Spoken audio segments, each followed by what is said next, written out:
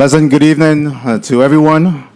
We're out of recess, and this session is hereby called to order.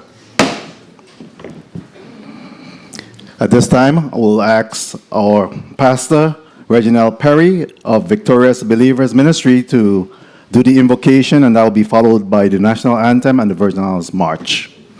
Please rise.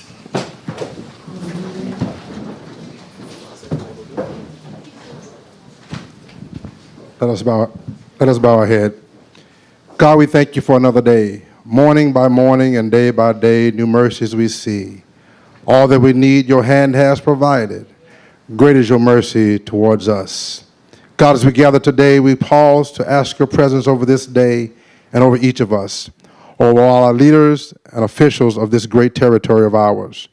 The beauty of it is, with all of its challenges, it's ours by stewardship and not by ownership. Give our leaders wisdom, guidance, and direction, that our territory be better for all and not just some. Give them the strategies they may all experience this beauty of this place, this territory in ways unimaginable. Guide them and direct them by your hand, that we, your people, will divinely benefit this day and in the days to come. Thank you, God, for loaning us this time. Time doesn't belong to us, but to you. Give to us the time wisely and leave our marks on the tree of time in great and grand ways. Thank you for the success of this day. In your name we pray. Amen.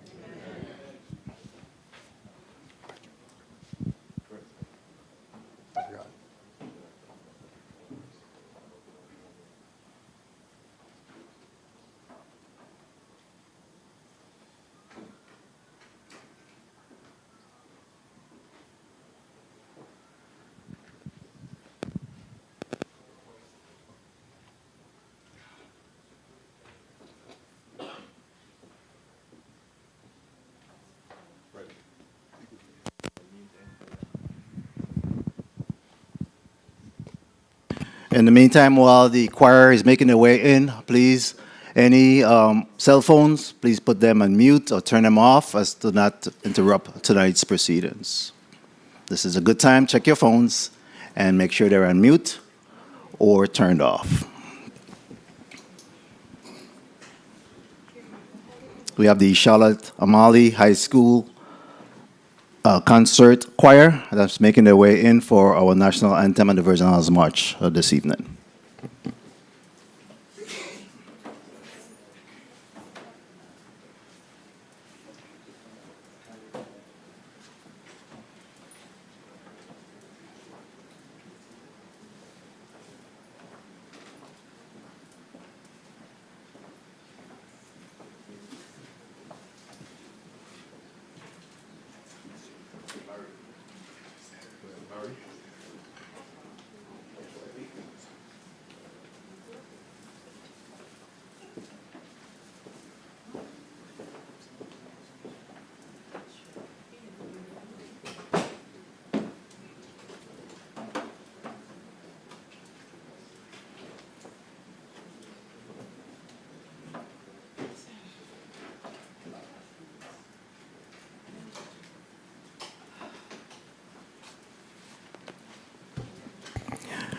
Ladies and gentlemen, please be seated. We'll await the Charlotte Amalie High School concert choir.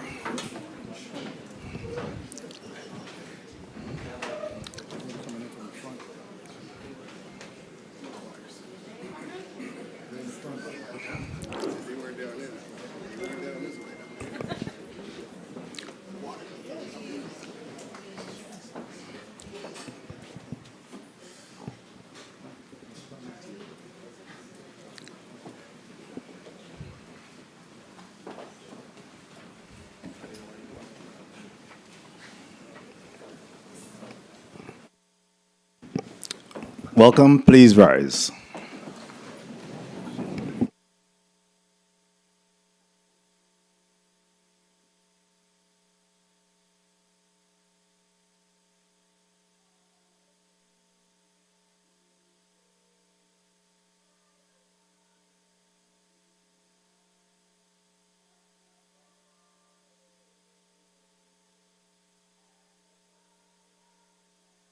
gleaming, whose bright stripes and bright stars through the perilous fights o'er the ramparts we watched were so gallantly streaming, and the rockets' red glare, the bombs bursting in air, gave proof through the night that our flag was still there.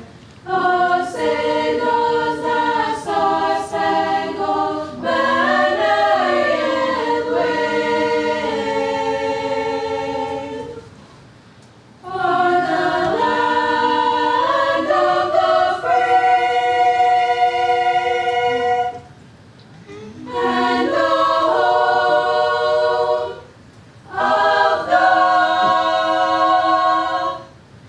brave.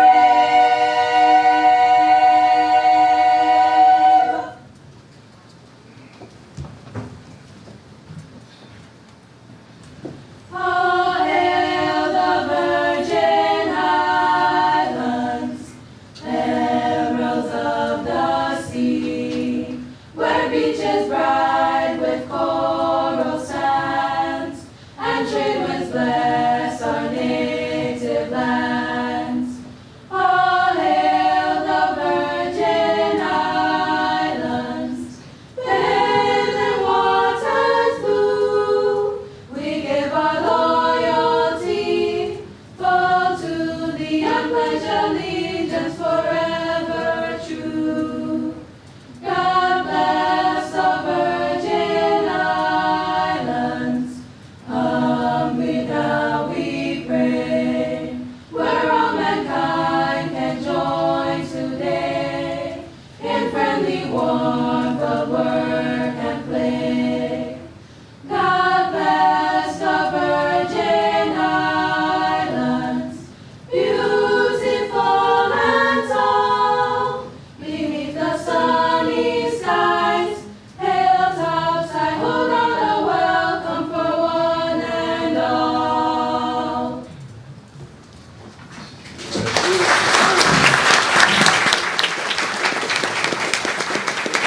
Thank you very much. Please be seated. Thank you very much for that wonderful national anthem and the Virgin Islands March by the Charlotte Amalie High School Concert Choir, as well as our invocation this evening by Pastor Reginald Perry.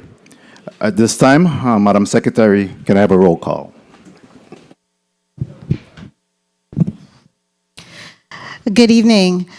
Senator Marvin A. Blyden. Present. Senator Blyden, present. Senator Angel L. Bolquez Jr. Present. Senator Bolquez, present. Senator Diane T. Capehart. Present. Senator Capehart, present. Senator Samuel Carrion. Senator Carrion, absent. Senator Dwayne M. DeGraff. Senator Dwayne M. DeGraff, absent. Senator Ray Fonseca. I'm here. Senator Fonseca, present. Senator Novell E. Francis Jr. I'm here.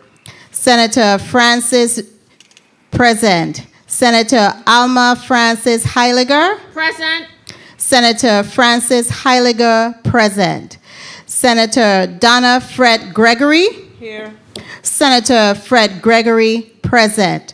Senator Kenneth L. Gittins. Here. Senator Gittins, present. Senator Maurice C. James. Here. Senator James, present. Senator Javon E. James Sr. Present. Senator James Sr., present. Senator Franklin D. Johnson. Here. Senator Johnson, present. Senator Carla J. Joseph. Senator Joseph, present. Senator Milton E. Potter. Here. Senator Potter, present. Mr. President, we have 13 members present and 2 members absent. Thank you very much, Madam Secretary. At this time, we do have a quorum and prepared to proceed. Madam Clerk, any correspondence to be read into the record at this time? Yes, Mr. President. You may proceed with reading of those correspondence. Letter dated January 22nd, 2024. Honorable Novell E. Francis Jr., Senate President. Dear Senate President Francis, please accept my apologies for my tardiness to this evening's Monday, January 22nd, 2024 session meeting scheduled to begin at 6 p.m. due to unexpected travel delay. I kindly ask for your patience and understanding until I can join the meeting. I am looking forward to participating fully as soon as I arrive. Thank you in advance for your kind consideration and understanding. Sincerely, Samuel Carrion, Senator, 35th Legislature of the Virgin Islands. This concludes the reading of the correspondence, Mr. President.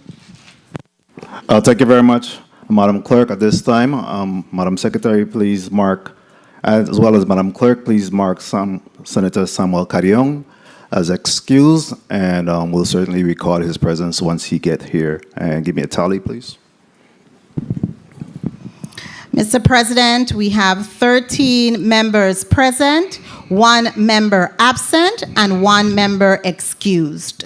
Thank you very much. At this time, Madam Clerk, please read today's agenda into the record.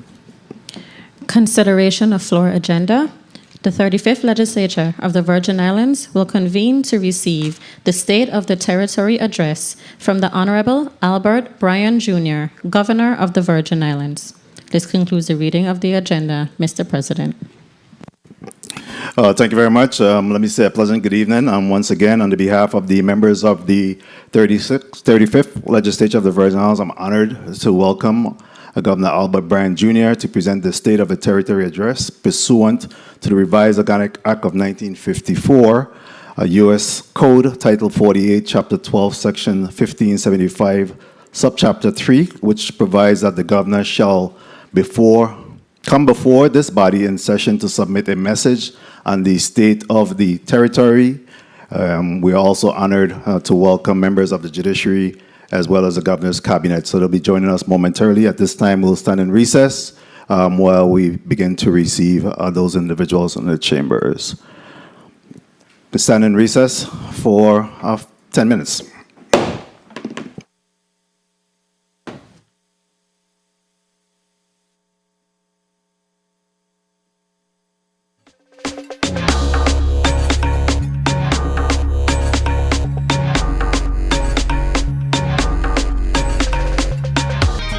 How are you doing, Jamal? How are you doing? Good, how are you? Good? All is well, all is well. We're here at the Governor's State of the Territory Address 2024. Are you excited? How are you feeling? I'm feeling excited. I'm excited to hear what the governor has to say about how everything is going. Okay, good. We were just looking outside. It was a beautiful shot. We do see that we have some protesters already. So a lot of conversations to be had tonight, a lot of anticipation to what the governor is trying to talk about and what's not. So we're in for a little while. So what are your thoughts so far as you see it? So far. I am excited to hear what the governor has to say about how things are going. I think we had a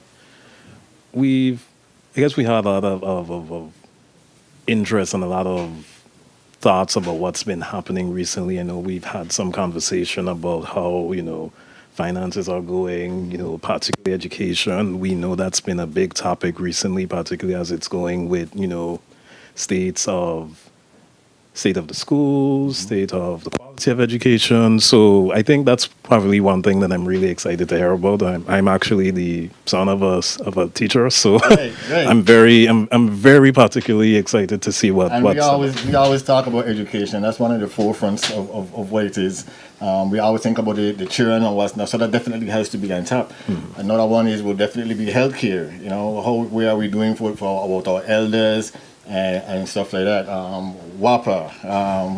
We have a lot of things that I'm sure the governor is going to touch on. But like I said, we're optimistic, like we always are. This is actually his sixth State of the territory. Yeah, right? this is the sixth Right, one. so now he should be a real pro at it by now, right? I think at this time they should probably just come off the factory. Yes, right. Agreed. So right now we're waiting the governor and his team. We saw some of his cabinets they're making the way in. The 35th legislature convened as well. We had some beautiful ladies singing the national anthems. I think they were part of the high school. Yeah, I think that's from Charlotte Mali High School. Someone correct me if I'm wrong. Great job. Wonderful great job. And then we had our pastor from the big island of St. Croix with the case. So we're off to a good start. And like I said, we're looking forward to there's another shot of outside, looking real beautiful. We could see some of the protesters as well. And the red carpet, and we're looking nice and clean. Nice and clean. So I haven't seen the carpet was right now. We don't see much people there right now. So we're waiting for, like I said, the governor's appearance and his entourage, and you know that's a big thing. It's the pomps and circumstances that we look forward to as well. Like I said, the state of the territory. I look forward to it. This is about. I've been with the legislation now for 10 years, so I got accustomed to listening to it and listening to different governors' point of view and how they see. Most of the time, it's mostly about what it is they have done in the year or years that has passed and what it is they plan to do in the future. It is an election year for the Senate with the KSB, so a lot more responsibility on them to make sure that we have the things running in a perfect way. What are your thoughts on that? Well, this is approaching my second year working for the legislature, so a lot of this process is still particularly new to me. And what I've always said is that I would like to see a lot more things with education. I think the average person is not really aware of basically how the government works. Right. This is something that this happens every year, and a lot of people probably are they're oblivious to it. Right. So Right. I would like people to tune in to see, hey, this is how this is working. This is how this is how these things happen. Right. And we're seeing protests. Protests. This is a part of democracy here. Right, We listen. have. Everyone right. has the opportunity to protest their government. So I love to see protests. I Right. love to see people, protesting. They are protesting for what they want. And this will be the best time. This is the the governor, perfect time you have to all the senators. perfect time for you to protest and say, hey, Perfect time. we want you to do this. We demand this. This Right. is how this process works. Agreed. Definitely. Agreed. You see, they have some signs and they look energetic. They're waving the signs and they're putting up. That is kind of cool. That's what we're here for. Yeah. We have to come together as a community as well. Yeah, the senator and the governor, they have a job to do, but we still have a responsibility for ourselves and to ask the questions and to get things going in the best possible way that suits all Virgin Islanders. So good things. We just came off of St. Croix Festival as well. We didn't have a bad time. We actually no heap of dramas or something. No, and I love that. I think at this point everybody knows I'm a huge fan of Carnival and Festival. So I enjoy going to St. Croix. I enjoy, embracing myself in that Crucian culture and just being a part of that, because I think it's a wonderful thing that you embrace yourself in your culture. You can celebrate this as often as you can. Right. And then we just had a meeting the other day on finance. So right now we kind of sketchy with the finances coming up with the case. We also have St. Thomas Carnival coming up right around the corner as well. So interested to see if that is mentioned as well, because we know as far as the carnival is concerned, it's big for tourism. A lot of people come in, more flights come in, more and traffic. we have heard that tourism is booming right now. But I would like to see what's the plan with tourism. How are we going to steer that into a future? Because I think some people are a bit yes, tourism is booming now, but what are our plans with that? What are we going to use that?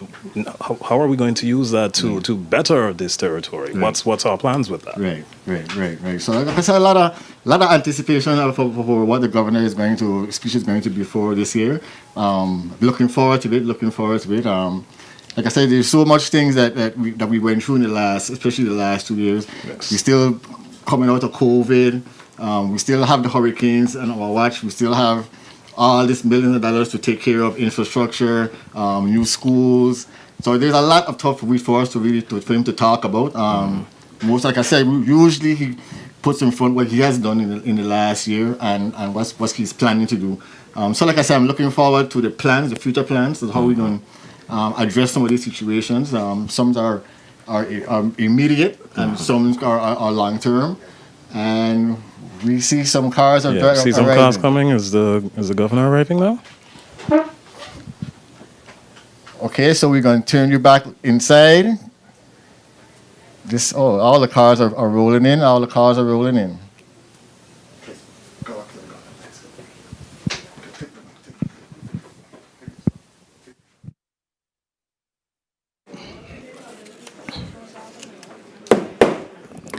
And we're out of recess at this time. We're also honored to welcome members of the judiciary, to include our Chief Justice, the Honorable Reese Hodge, as well as the Honorable Deborah Watlington, Presiding Judge of the Territorial Court, and of course the Honorable Robert Malloy, Chief Judge of the District Court of the Virgin Islands. We also have members of the semi-autonomous as well as the autonomous agencies, and we welcome the Governor's Cabinet as well. And they're being led by Chief of Staff, Carl Knight, as well as other members of the judiciary is present here today.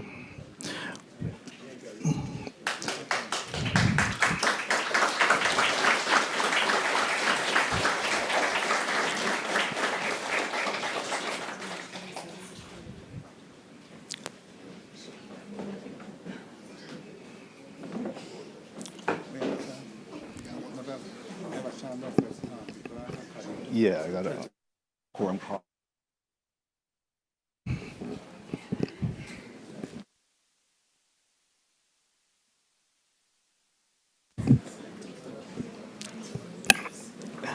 Madam Clerk, while we receive the Governor's Cabinet, please also record Senator Samuel Carrion as well as Senate Minority Leader, Senator Dwayne DeGraff. Welcome, Senators, and good evening.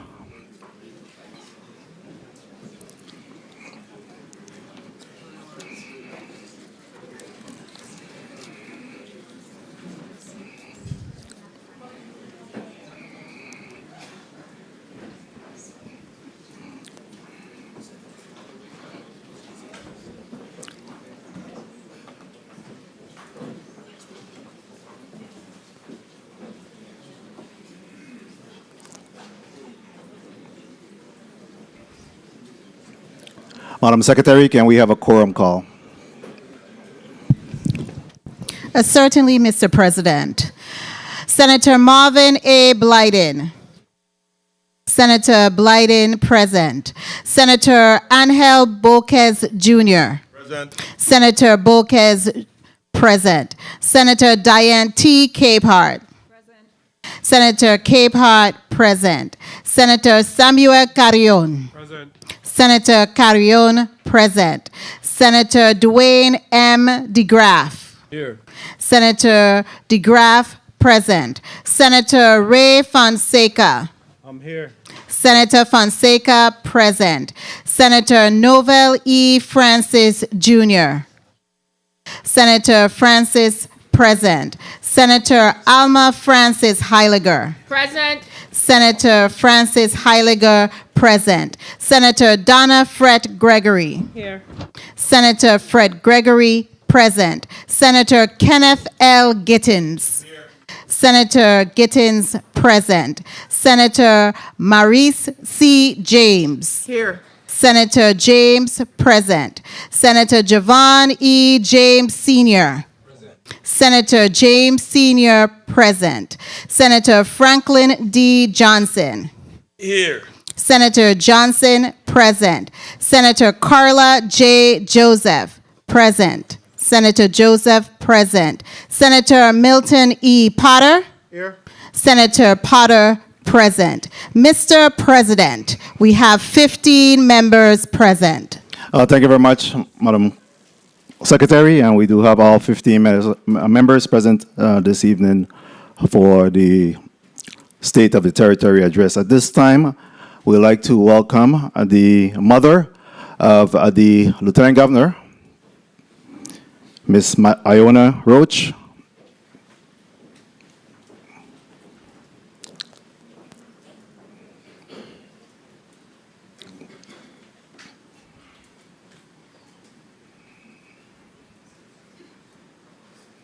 Or maybe not.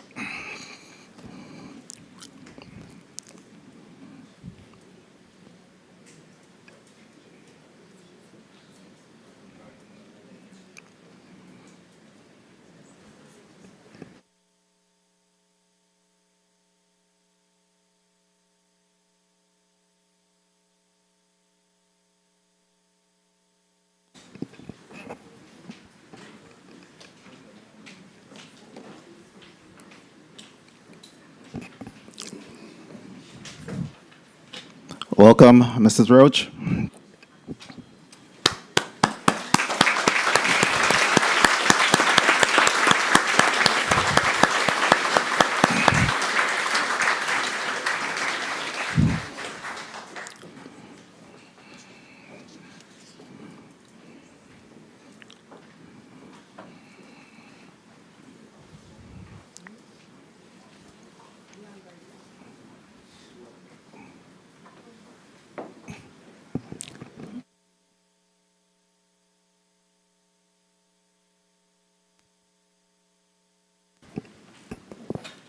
And she'll be presented with a bouquet of roses by Miss Sherry Carty.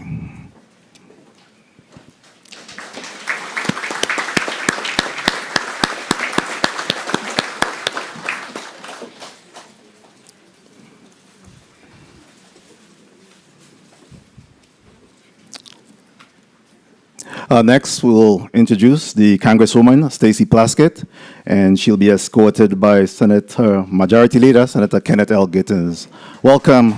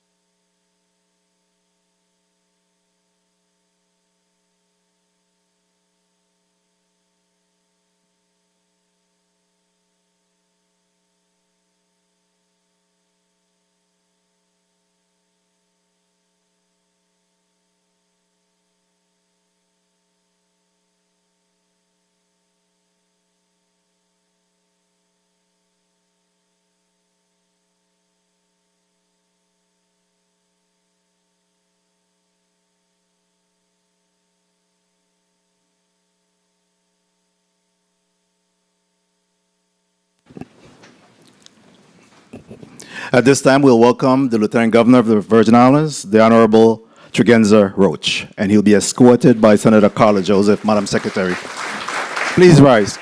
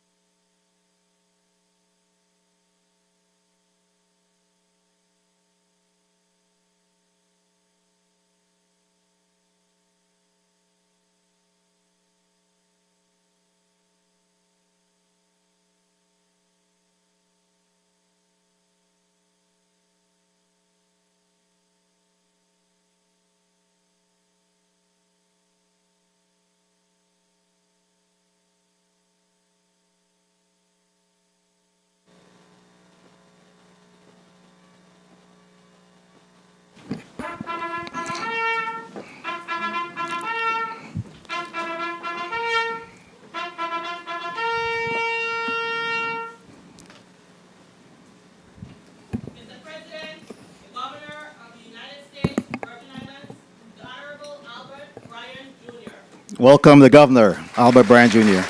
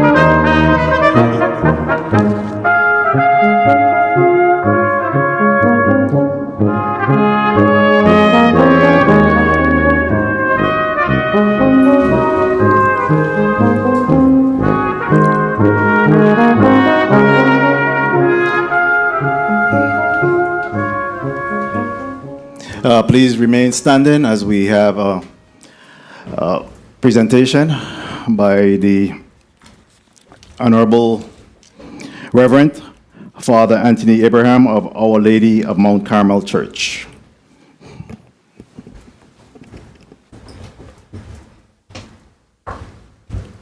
Our scripture reading is taken from Isaiah 41, verses 10 and following. So do not fear, for I am with you, and do not be dismayed, for I am your God. I will strengthen you and help you. I will uphold you with my righteous right hand. Let us pray. Lord, we thank you for this day. We thank you for the many blessings you have bestowed upon us. We pray, O God, this evening you will be with us through the power of your Spirit. We pray that your blessing will be upon our governor, our lieutenant governor, and all members of the legislature. We pray, O God, that this evening you will uncover your face to us, that you will be gracious to us as we reflect on the many blessings you have bestowed upon us and upon this territory. Lord, today, may you uncover your face to us and be gracious to us and give us peace. In the name of the Father, and of the Son, and of the Holy Spirit. Amen. Amen.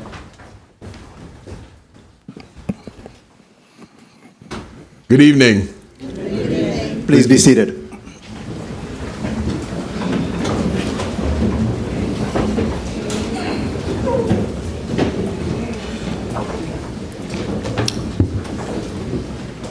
Reverend Father Anthony Abraham, Lieutenant Governor Tregenza A. Roach Esquire, Senate President Novell Francis Jr., and members of the 35th Legislature, Chief Justice Reese Hodge and Justices of the Supreme Court of the Virgin Islands, Presiding Judge Deborah Watlington, and the judges of the Superior Court of the Virgin Islands, Delegate to Congress Stacey Plaskett, Chief Judge Robert Malloy, and judges of the District Court of the Virgin Islands, members of my cabinet and other agency heads, members of my staff, State Chair of the Democratic Party, Stedman Hodge, other invited guests, and my fellow Virgin Islanders. Good evening. Good evening. This evening, I'm grateful for the privilege of appearing before you again as Governor of the Virgin Islands of the United States to report on the state of the territory as mandated in the revised Organic Act of 1954. This is my sixth such address to the Senate, and I always look forward excitedly for the opportunity. However, as I look out at the audience, I'm reminded that we have lost some pillars of our community since I last addressed you. Even with my very own cabinet, I am missing the face of Darrell Mousy George, who stood unwaveringly with me and our administration throughout this journey. His absence here tonight is surely felt, as is the absence of the Honorable Alicia Chucky Hansen. She provided invaluable wisdom and experience as my political advisor and served this community with passion and love. Please join me in a moment of silent reflection for all those who we lost in 2023, but who have forever left their mark on us and these islands.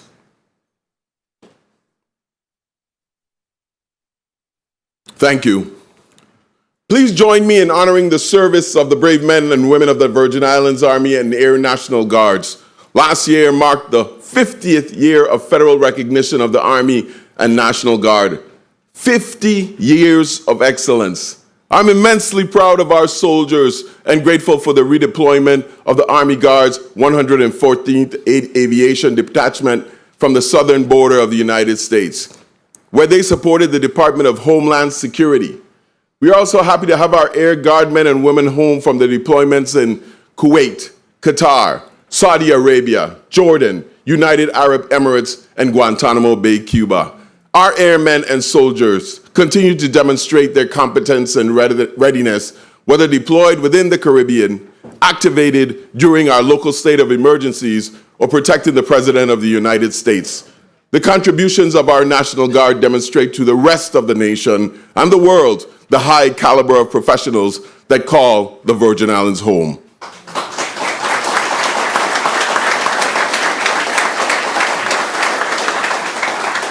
As we embark on this blessed new year, the state of our territory is resolute.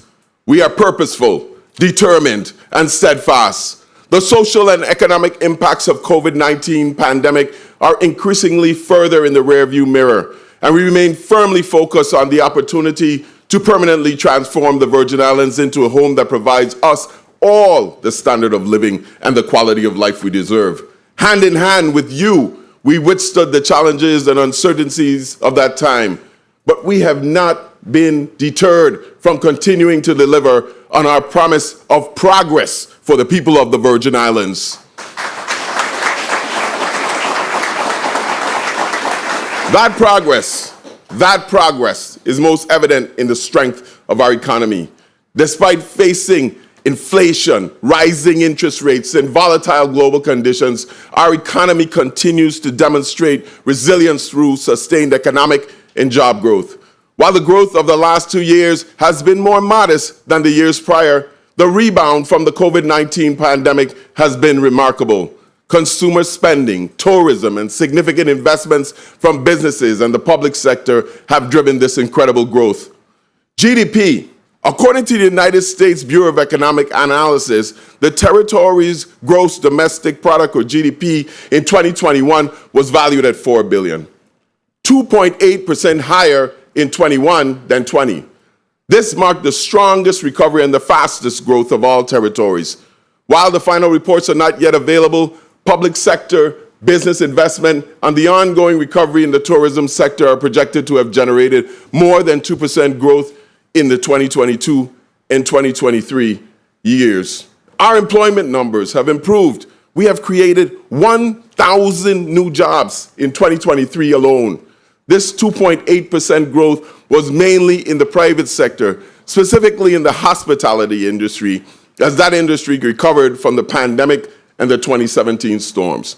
Other sectors in the economy remain relatively unchanged, demonstrating our consistent economic performance.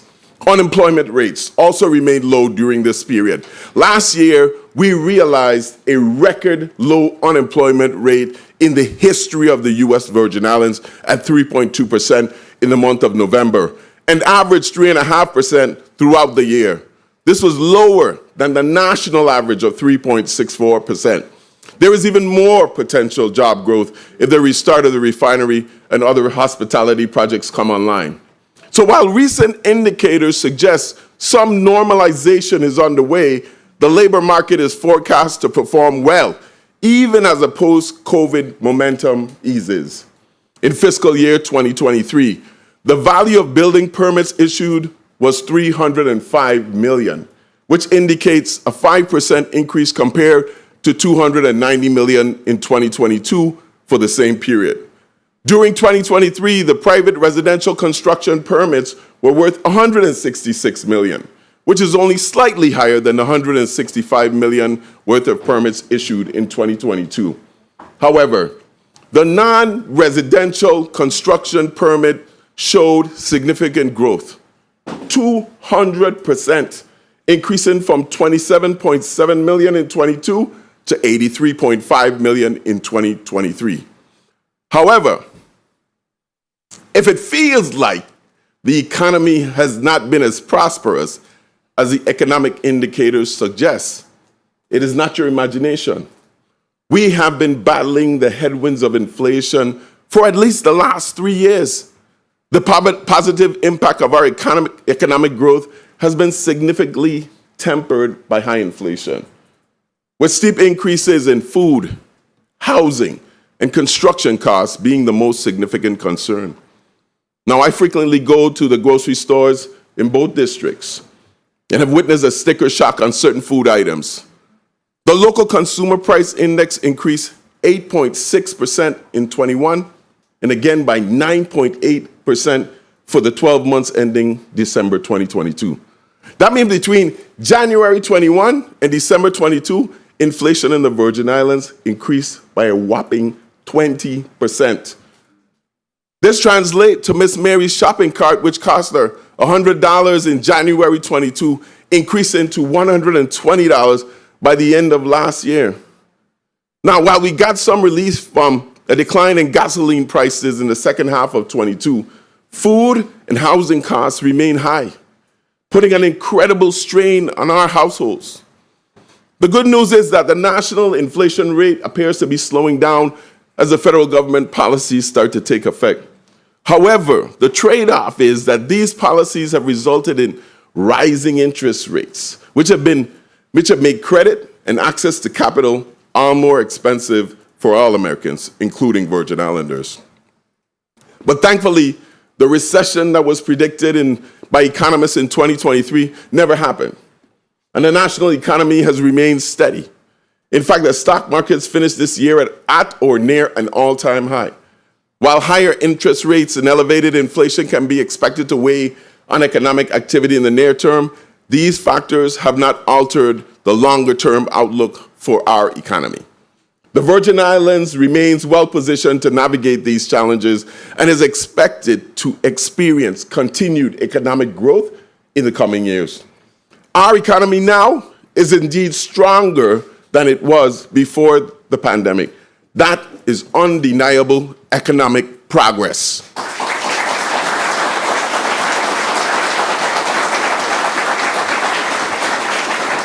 Now, tourism continues to thrive, with our cruise ship business standing out as the strongest in the Eastern Caribbean. In fiscal year 23, cruise passenger arrivals soared by an impressive 87%, reaching almost 1.6 million compared to 851,000 in fiscal year 22, surpassing pre-pandemic levels. The territory also saw a 36.5% increase in cruise ship visits, totaling 516 calls made in fiscal year 23. Notably, St. Croix experienced a remarkable 100% increase in cruise ship arrivals over the past year.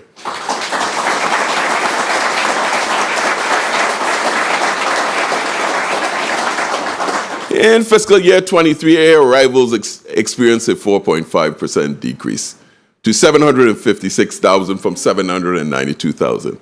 Can't win them all.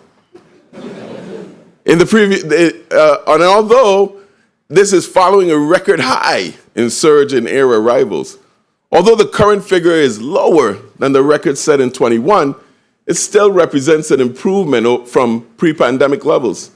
This decline is attributed to the challenge of the airline industry and what is faced really for the last 2 years in building capacity to meet growing travel demand.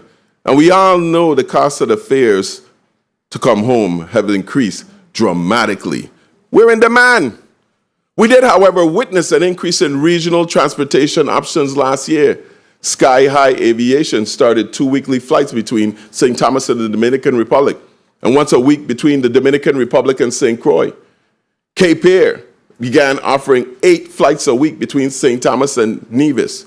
Silver Airways resumed airlift connecting St. Croix and St. Thomas and continued flights between the Virgin Islands and San Juan. Fly the Whale finally provides daily flights between St. Croix and St. Thomas, a most welcome development after the challenges we faced post-COVID. I particularly want to thank Omar Ursula, the president of Fly the Whale, for working with us to provide affordable and comfortable inter-island travel for all of us.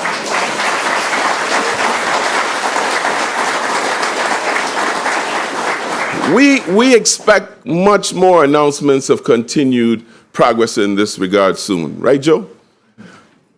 Hotel occupancy rates in the territory remain stable at 58% in 23, a slight decrease from the 63% in fiscal year 22. This decline is attributed to the popularity of Airbnb accommodations due to the limited availability of traditional hotels, not a decrease in the number of overnight stays.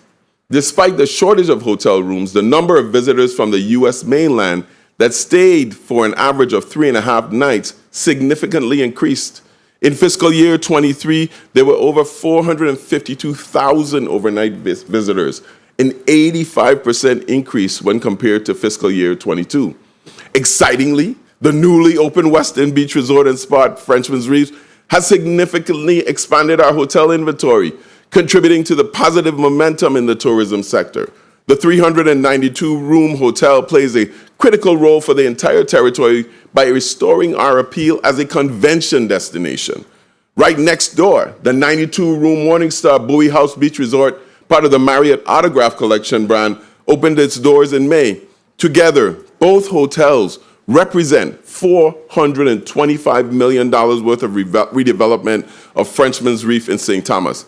Made possible by the incentives of the Hotel Development Act, I want to give thanks to Fortress Investment Group, the Economic Development Authority, the Public Finance Authority, and this body for making this a reality.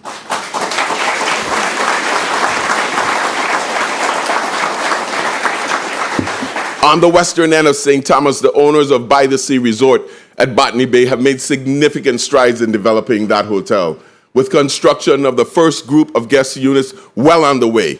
I was totally blown away to see the level of work and detail that the Ferrers have invested in this beautiful property. The Hampton in Havenside Mall has also broken ground. The project is a 5-story, 126-room hotel for business and leisure travelers. This property is expected to come online next year. It was a development that has come to fruition at a record pace thanks to the GRS team and Sean Miller, who has made considerable investments in our territory's success. On St. Croix, the Carambola Beach Resort is gradually reclaiming its former prominence as a luxurious beachfront destination under new ownership. Carambola never really closed its doors, despite sustaining major damage during the hurricane. Since then, the property has proudly presented itself with 150 renovated and upgraded rooms under the Marriott brand. Finally, the Hibiscus Hotel on the north shore of St. Croix has entered the first phase of its redevelopment. I commend the Hamed family for making the investment to restore this property to its prior beauty. After 40 years of being unable to build a new hotel in this territory, construction and developments are underway.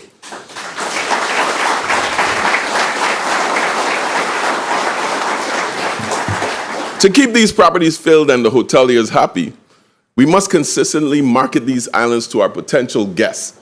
In this regard, the Department of Tourism continues to win industry accolades for its Naturally in Rhythm marketing campaign. The U.S. Virgin Islands was recognized in 2023 as a top travel destination, again, by prestigious publications like Condé Nast Travel, Travel and Leisure, Travel Magazine, and Farmers.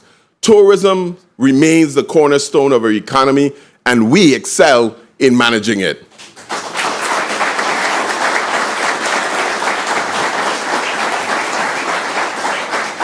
Fiscal year 2023 saw our streak of 4 consecutive years of general fund revenue growth come to an end.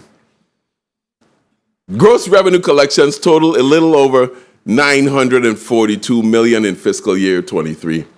compared to a record peak of almost $1.1 billion in fiscal year 22. That's right, ladies and gentlemen. We collected $1.1 billion in fiscal year 22 in revenue. It remains the high water mark for revenue collection by the government of the Virgin Islands ever. It was a banner year. However, our collections were in line with our revenue projections for fiscal year 2023 revenues. Our office and management budget gross revenue was projected to approximately $934 million for fiscal year 23, and collections were off by less than 1%.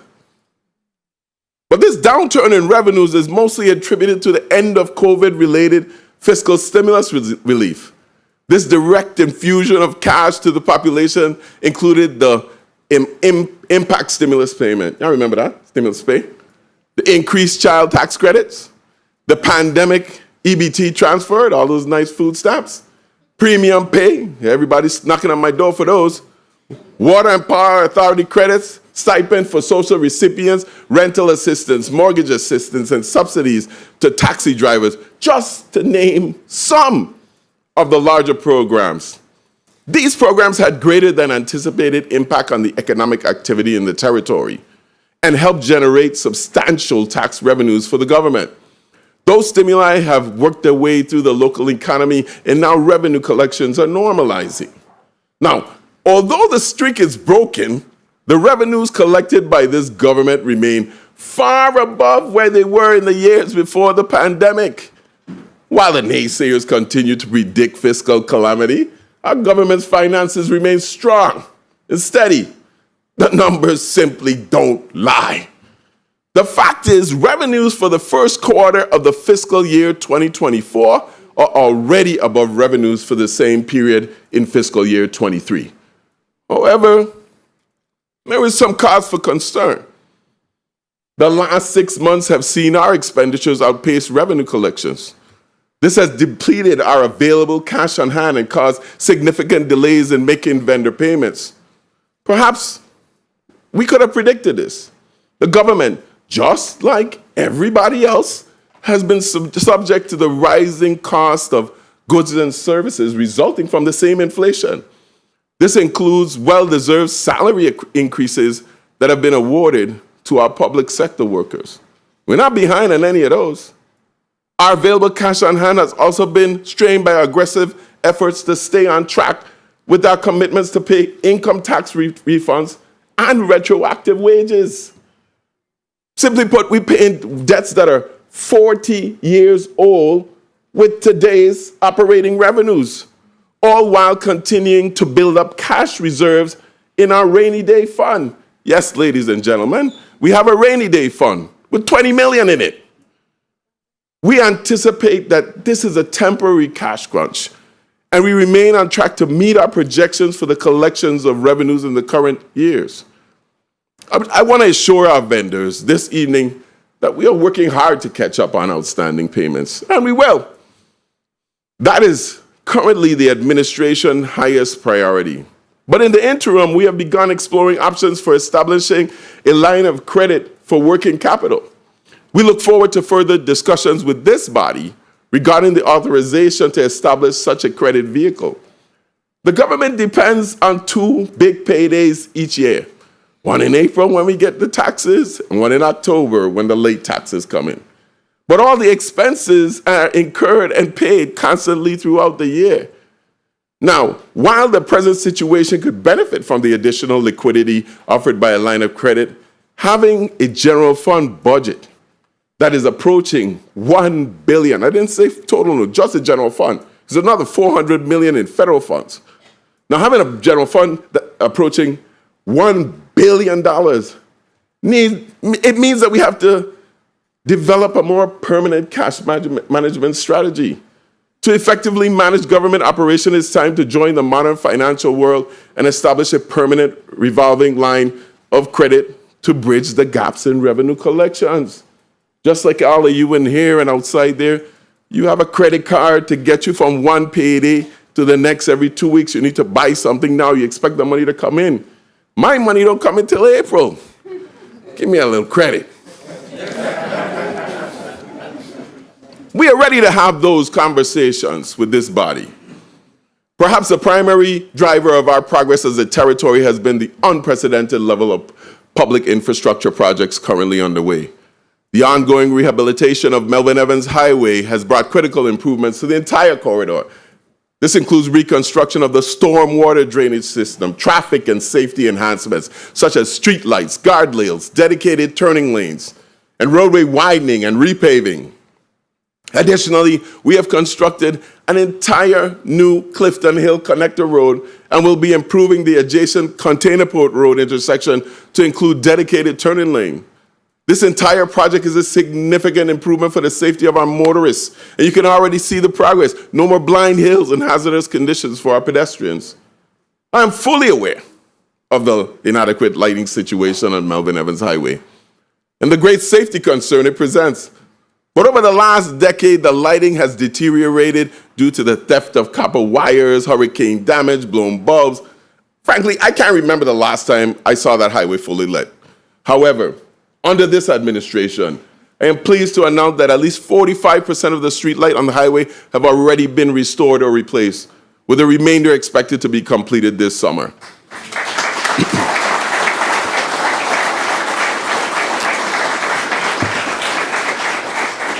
I know y'all think I travel different roads, but just like you, I frequently travel the same roads in the territory.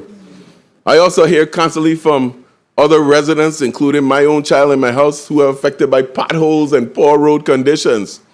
Early upon becoming governor, I recognized that the federal highway funds allotted to the territory were totally inadequate to address all our needs.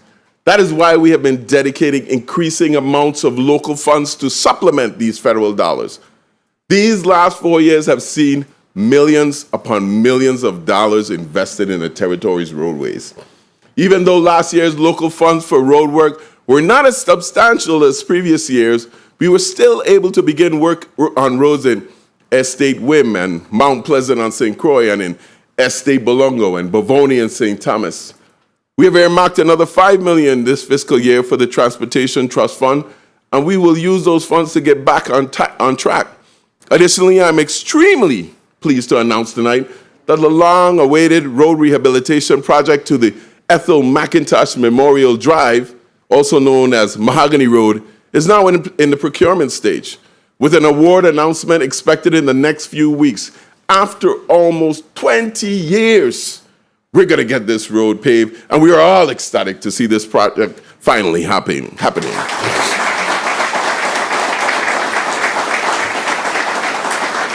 Similarly, the long-awaited FEMA-funded projects for roads have also continued. Residents can expect to see significant improvements in many areas across all 4 islands, with an emphasis on resilient and hardened infrastructure. On Wardle Island alone, over 60% of the roadways have been improved and rehabilitated. Roads in Francis Bay, Cruz Bay, Susannaburg, and Pastori have already been addressed on St. John. On St. Thomas, work has started at Cabrita Point and Botany Bay. Now, the FEMA process has been slow and painstaking, but it's paying dividends. Like elsewhere in the country, the historic bridges on St. Croix are starting to show their age and are in need of repair. Contracts have been awarded to the repair of 5 of those bridges. The temporary Altona Bridge was completed in the summer 2023 and is currently in use. The Altona Lagoon, Queen Mary Highway, East Airport Ridge projects are all in progress and is scheduled to be completed in the next few months. To maintain traffic flow, the Agriculture Road Bridge and the Midland Road Bridge will commence once the other projects are completed. Now, our ports, just like our road infrastructure, are undergoing modernization and improvement. The Virgin Islands Port Authority is in the process of selecting a development partner to modernize and upgrade the Henry E. Rosen Airport on St. Croix and the Cyril E. King Airport on St. Thomas. In this latest endeavor, VIPA aims to use private investment to bring state-of-the-art amenities, efficient airport operations, and long-term maintenance plan to these 2 critical assets. Under the contemplated arrangement, the Port Authority will remain the owner of the airports and the recipient of any federal grant funds awarded to either airport. The selection has been narrowed to our 4 qualified firms responding to a request for qualifications. Final proposals are due in February, and the Port Authority expects to begin work on redeveloping the airport terminals by the first quarter of 2025. At the Cyril E. King Airport, the contractor is progressing on both Phase 1 and Phase 2 of the Parking and Transportation Center project. VIPA anticipates that Phase 1 of the project will be open for public use by March. Completion of Phase 1 will make half of the overall parking spaces available on the second and third floors of the garage. Phase 2 of the project is also expected to be completed within the year. In November, I signed into law Act 8787, which appropriated $17 million to the Port Authority for the dredging of the Charlotte-Amalie Harbor. This funding is necessary for the long overdue port maintenance to prevent potentially serious safety issues. The dredging of Charlotte-Amalie Harbor is vital to the United States Virgin Islands, maintaining its competitive advantage in the market for cruise passengers. It will allow ships as large as the Oasis class safe entry to berth at the West Indian Company dock in Havenside, thereby increasing cruise passengers to the territory. I want to thank this body for working with me to get this $17 million approved.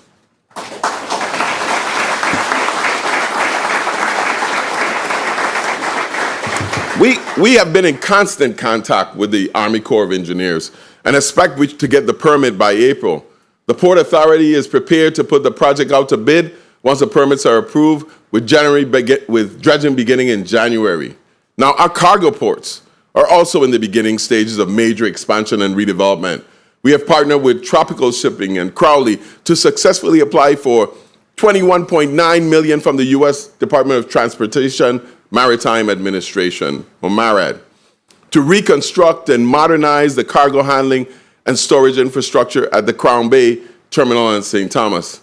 This project is now in design and permitting phase. But then in November, we were blessed again by MARAD as they announced another award of $22 million for the enhancement of the Wilfred Bomba Alec Port Transshipment Center on St. Croix, known to us familiarly as the Container Port. As we speak, Executive Director Carlton Dow is out of the territory, solidifying our relationship with Tropical Shipping on these projects. I want to thank him and the dedicated staff of the Virgin Islands Port Authority for their work.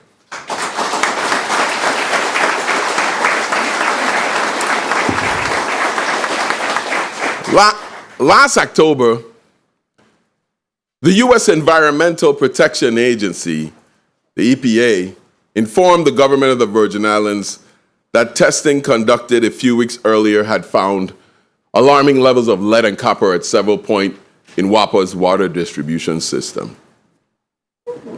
Immediately, WAPA and the technical team at the Department of Planning and Natural Resources exercised all measures to find the reasoning and validity of these shocking results. Although WAPA has no lead service lines in its distribution system, some samples were found to have exceeded the levels found in places that had lead service lines throughout the system. It is important to note that WAPA routinely tests its water distribution system for lead and copper using the testing protocols required by the same EPA. That testing had never produced results that suggested a system-wide problem with lead and copper. However, in the abundance of caution, we issued a no-drink advisory for the potable water system. To receive a federal declaration and access federal technical assistance, we ultimately declared a state of emergency. During that emergency declaration, the EPA began doing sequential testing that adhered to the established protocols for testing for lead and copper. This led to vastly different results that WAPA had previously observed this led to vastly different results that were more in line with the test results that WAPA had previously observed and confirmed that lead and copper levels were below the levels that would be of cause for concern. It is our firm belief that the original round of testing conducted used incorrect methodology. The apparatus used to collect the samples at the meter box caused tiny shards of metal to become free and contaminate the samples that were sent off for testing. Plainly stated, the way the water samples were collected created misleading results and led to the high levels of lead and copper reported. The proper testing methodology, which took samples from the faucet inside the building, without tampering with the plumbing components, yielded way more accurate results. We allowed the local state of emergency to expire this past December, 60 days after it was declared. The national emergency declaration expires tomorrow, and we will also be rescinding the no drink advisory at that time. Now, while we do not believe we have a water crisis caused by the presence of lead and copper in the water distribution system, I want to make sure y'all hear what I just said. We do not believe that we have a water crisis caused by the lead and copper in the system. We do acknowledge that water in the parts of the distribution system on both islands are discolored and therefore unfit for consumption. It's been this way for the last 20 years. We have clearly heard the frustration of the residents who have to cope with brown water from their taps. It's simple. We are getting rusty water in areas where we have rusty pipes. But the solution is equally simple. WAPA must replace the rusty pipes. Now, WAPA has completed the Clifton Hill Waterline Rehabilitation Project on St. Croix. The rehabilitation of water lines in Estate Campo Rico is expected to be finished by March, and the replacement of water lines in Estate Hannah's Rest is expected to also start in March. A contract is in negotiation for waterline extension and rehabilitation work on Northside Road, also expected to begin in 24. On St. Thomas, progress is being made on waterline extension and projects in Dunu, as well as Nazareth. These projects are part of a program of replacing aging and corroded metal pipes with PVC pipes. This started long before the state of the emergency was even declared on the water system. Several areas of the distribution system have been rehabilitated. However, we are hoping to greatly increase the speed of this system-wide rehabilitation. The FEMA was previously approved the replacement of the substandard sections of the underground water distribution system in St. Croix as part of the Hurricanes Irma and Maria disaster recovery effort. Last August, WAPA submitted a scope of projects with an estimated cost of approximately $1 billion for review by FEMA. We expect FEMA to provide a fixed cost offer to fund these projects later this year. A similar effort is being made to gain FEMA support for the replacement of substandard water lines in the St. Thomas as well as the St. John district. These projects represent several years of underground construction, and yes, the roads will be dug up once again. In the interim, WAPA has begun addressing rusty water in the distribution system by adjusting its corrosion control program. This entails inserting an FDA-approved food-grade additive to the water system that will essentially form a coating within the pipe that prevents further leaching of the rust into the water. This is EPA's strongest recommendation for water systems like ours that are showing signs of aging. For many years, WAPA had perfected such a corrosion treatment, but they did not make the required adjustment for the new water chemistry when the switch was made from desal water to reverse osmosis as a means of water production. They are now working with subject matter experts to make the necessary corrections and treat the rusting pipes within the system. On the power side, the installation of the 4 new Wärtsilä generators at the Randolph-Harley Power Plant represents the project with the greatest potential to reduce costs for all of WAPA's ratepayers. These more efficient and reliable generators are now up and running on diesel, which reduces fuel consumption and lowers fuel costs. However, the full impact will come later this year when the infrastructure necessary for the generators to operate on propane is installed. The new generators will improve WAPA's reliability in the St. Thomas district by providing greater flexibility in responding to changes in WAPA's power generation. This will be solidified by the attached battery energy storage systems, which will help buffer disruptions on the energy grid. This battery system, this brand new battery system, will provide 9 megawatts of energy storage gathered during periods of low demand and released during peak demand. Improved operating costs on St. Thomas will accrue to the benefit of all WAPA customers territory-wide. We are making progress in our efforts to buy out Vital's interest in the propane terminals that supply fuel to WAPA's power generating facilities. WAPA entered into a contract with Vital on April 20th, 2023 for the acquisition of the terminals and associated infrastructure. And Act 8701 facilitated WAPA's ability to make a good faith payment to Vital. Housing and Urban Development, HUD, agreed that Community Development Block Grant hazard mitigation funds could be used for acquiring the facilities. The application is now undergoing its final environmental review prior to the approval by HUD. We look forward to completing this transaction with the help of HUD and our other federal partners and resolving our obligations to Vital by the end of the first quarter this year. My friends, I am fully committed to fixing WAPA and restoring its viability as a government agency. Most importantly, changing our perspective and approach to the energy challenges of this territory. It's essential.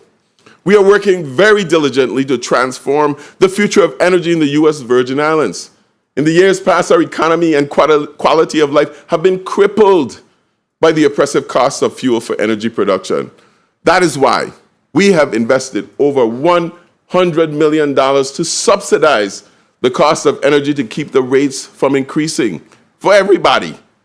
Our vision is to reduce the energy burden for all Virgin Islanders, which is at the core of a lot of our challenges.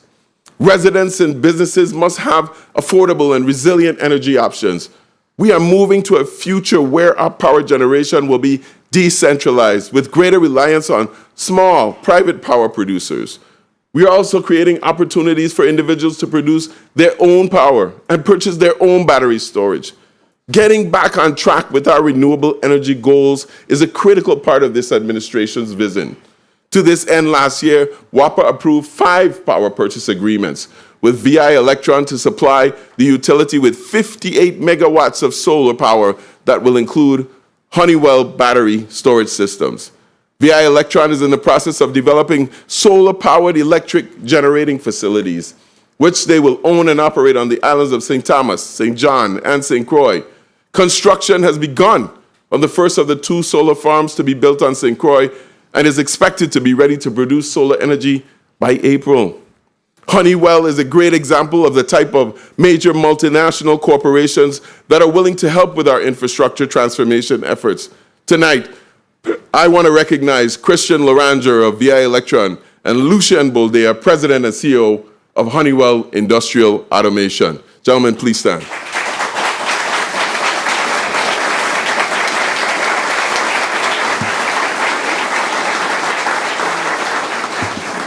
Last year, the Public Service Commission also approved the power purchase agreement between WAPA and Advanced Power to provide wind energy on St. Thomas. The Bavoni Wind Project should provide more than 15 megawatts of wind power at about 11 cents per kilowatt hour, compared to the 43 cents we are paying now. Property leasing and permitting are underway, and the grid interconnection study is almost complete. Once a notice to proceed is issued by Advanced Power, construction is anticipated to be complete within 6 months. But the truly exciting opportunities to transform our energy infrastructure go way beyond WAPA. President Biden's Inflation Reduction Act allows the EPA to fund Solar for All programs. These are nationwide. These programs aim to give subsidies and financial help to residential rooftop and residential serving community solar projects benefiting low-income and disadvantaged communities. We anticipate $100 million to be awarded to the U.S. Virgin Islands for this funding allocation. $100 million. This funding will allow the Energy Office to install photovoltaic or PV systems directly on low-income single-family homes at no cost to the homeowner. It will also allow solar developers to install large community renewable energy facilities or community solar that can provide electricity bill credits to low-income residents who are renters or whose rooftops are not suitable for installing solar. The Virgin Islands Energy Office is currently awaiting approval of this grant award, and we're assured that Uncle Joe is going to seek favor on us. This funding will also support the continuation of the SunPower Solar Loan Program. This program I told you about last year provides low-interest financing for homeowners who wish to install PV systems and battery storage devices in their homes, in which through paying their utility bill, they can simultaneously repay their loan. In addition to the anticipated Solar for All funding, the Energy Office has another $64 million in federal grants. That's to advance various energy initiatives. $14 million has already been awarded. The considerable amount of funding being made available to the territory due to President Biden's climate change agenda will allow us to incentivize residential solar and energy-efficient appliances and the adoption of electric vehicles. In addition, we have earmarked another $10 million of electrical grid grant funds for community-focused projects. This grant must be in areas enhancing energy resilience, improving electrical power systems, or other innovative efforts that contribute to the electrical infrastructure. Small businesses with up to 100 employees, for-profit and nonprofit groups, educational institutions, government bodies, and those working with low to moderate income or vulnerable populations can all benefit from this grant. These programs will bring us one step closer to witnessing the Brian Roach administration's vision of a transformed energy future in the Virgin Islands. We want the next generation of Virgin Islanders to view energy independence as an achievable and a normal way of life. WAPA will continue to play a critical role in that energy future. Its commercial, industrial, and government clientele will continue to require affordable and reliable power from the utility. WAPA will also play an important role as a supplemental source of energy that backstops the distributed energy connected to the grid. We have already begun the mission of ushering in an energy revolution with WAPA. We will lay a solid foundation this year to get us there.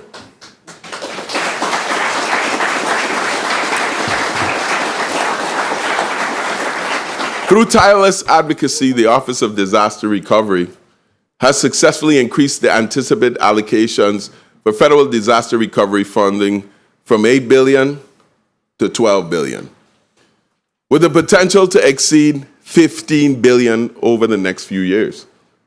Of the approximately 1,500 FEMA public assistance projects, 1,500, only 54 remain to be obligated. This encompasses the more complex education, healthcare, and infrastructure projects. In 2023 alone, more than $2.6 billion more has been obligated, marking a 138% increase compared to the funds secured in 22. This brings the total amount of obligated funds to a little over $8.6 billion, with $3.1 billion of that already spent. Over the next year, the territory expects about 300 projects to enter various phases of construction, generating over $500 million in spending.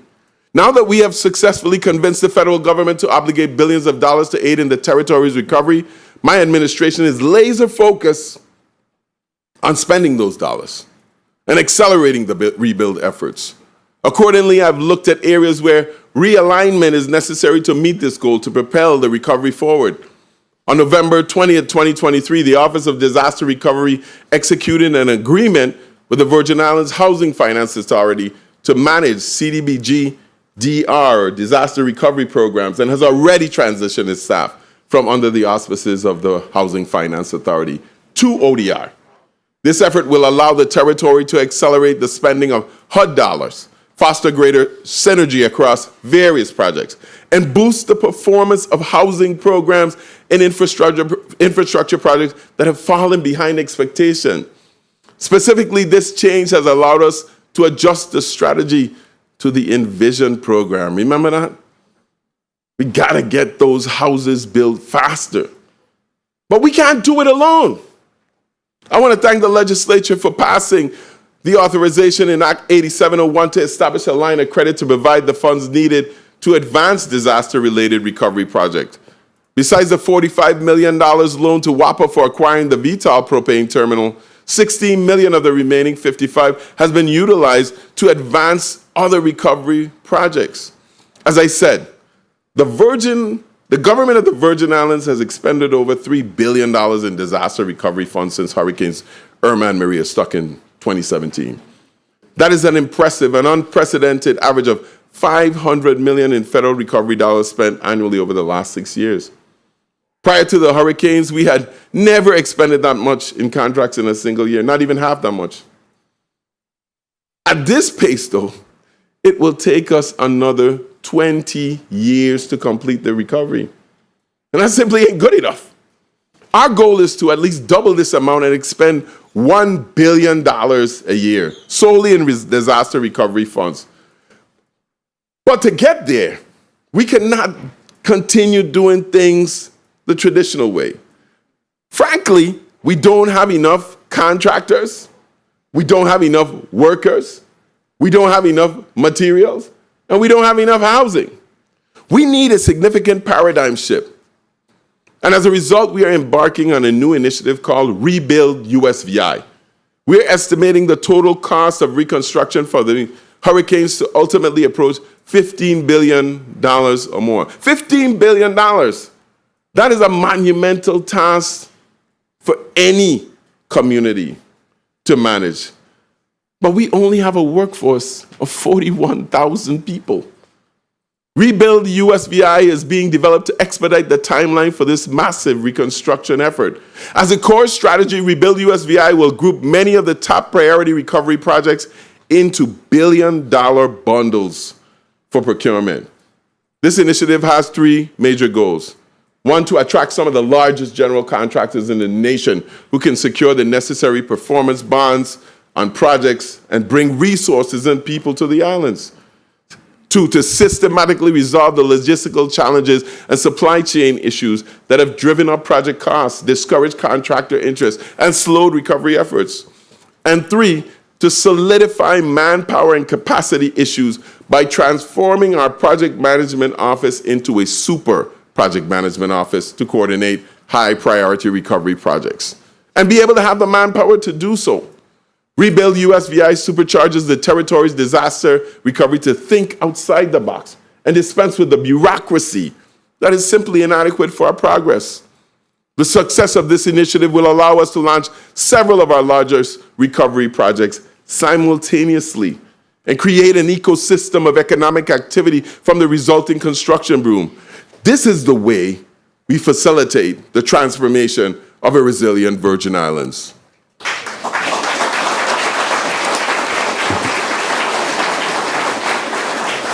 In our recovery, our parks are crucial to our successful recovery, as any other component of our infrastructure. Parks provide important venues for family-friendly entertainment that promotes physical health and social well-being for our entire community.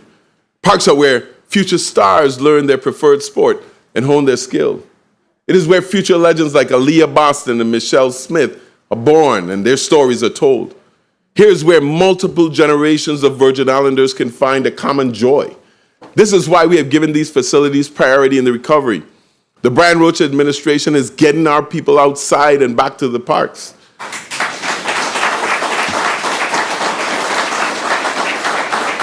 On St. Croix, we are concluding repairs to the hurricane damage on Renhold Jackson Park in Wim, Kramer's Park Beach, Rudy Krieger and Science Farm, and the Marley Beachfront in Frederickstead. On St. Thomas, repairs are nearing completion at Emile Griffith Park, Kerwin Terrace Ballpark, and Joseph Abain Ballpark in Frenchtown. In St. John, repairs have been completed to the Oval Brown basketball court and the Cruz Bay tennis courts. A grant agreement has been executed with the St. Thomas Cricket Association, providing $1.5 million for the development of a cricket pitch and associated facilities in Estate Nazareth. We have issued them the first $500,000, and the construction has already begun. I am pleased to announce that the Clinton Phipps racetrack is in fact on track.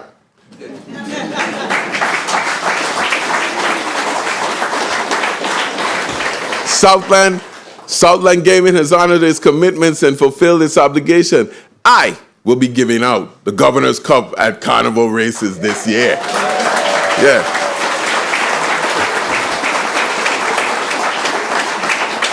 I want to thank those legislators who took the stance to support rebuilding the Clinton Phipps racetrack, and also to the owner of Southland Gaming, Mr. Robert Bobby Huckabee, their senior vice president, Mr. Shane Gaspard, and my good friend, Mr.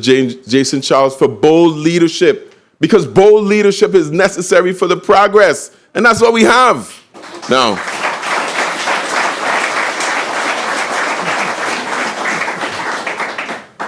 I wish I could make a similar pronouncement for horse racing on the island of St. Croix. Although construction, I saw a crane out there moving around, has just begun, VIGL simply has not made the necessary progress to return horse racing to the Big Island.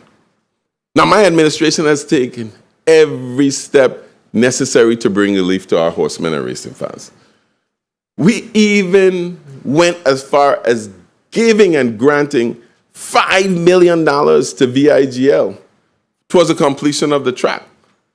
We have approved the necessary building permits and leases. We have given concession after concession, but yet no substantial signs of progress. Tonight, I am publicly urging VIGL to make good on their commitment to this government. To our horse racing enthusiasts on St. Croix, and to the people of these Virgin Islands, there's simply no more concessions that can be granted.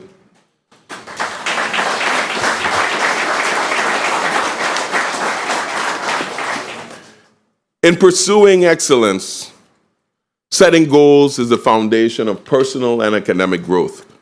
The students of the Virgin Islands exemplify excellence as they strive for success. Attention to students' academic achievement and effective strategies to address learning loss resulting not only from the disruption of the 2017 hurricanes, but also the pandemic is imperative. However, these discussions cannot overshadow the very real concerns that our faculties and students face regarding the physical condition of our schools. You heard me say it before, the straightforward truth is the schools are just showing their age, and they become harder and harder to maintain each year.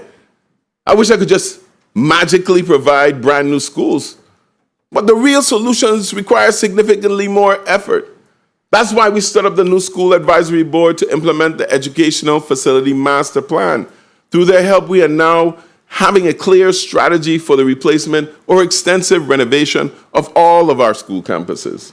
Construction of the first FEMA-funded replacement project, the new Arthur Richards K-8 school, commenced in February 2023 and is expected to be substantially completed by the spring of 26.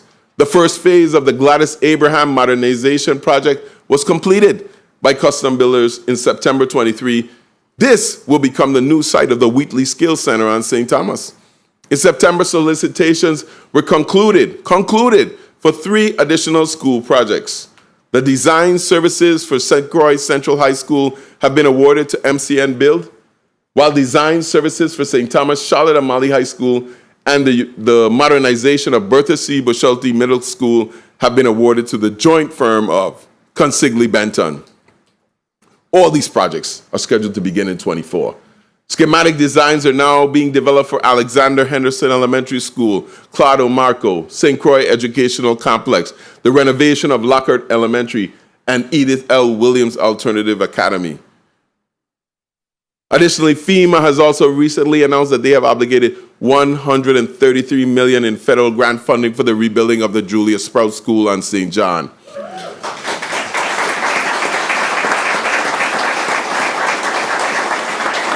The acquisition of the 11-acre parcel in Estate Catherine from the National Park Service finally provides us with the perfect location for the construction of this modern-day campus. After 50 years, I acknowledge the frustration and concerns of those St. Johnians that believe that the national park has not been a good neighbor and perhaps intruded on the quality of life of the native residents. I understand the concerns that St. Johnians have raised regarding unreasonable federal restrictions and in some cases, the unfair treatment by the national park. These are issues that Tregenza and I have discussed directly with both present and former park superintendents of the superintendents. as well as two of the secretaries of the Interior, both Deb Haaland and Dave Bernard. Tregenza went personally with a team to see them.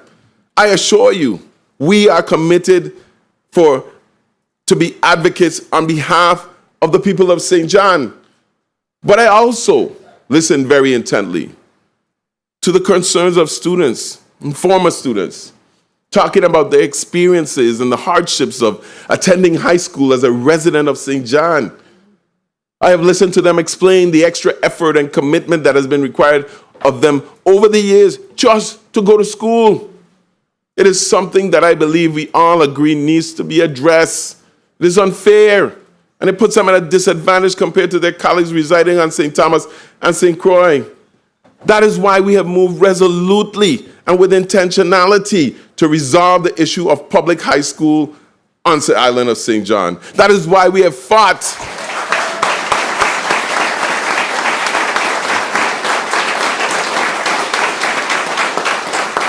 That is why we have fought to secure the investment of $133 million that FEMA is willing to provide toward this effort. That is why I'm so grateful to the leadership of this body for passing the legislation that authorizes us to close this transaction. I want to thank you legislators for that leadership immensely.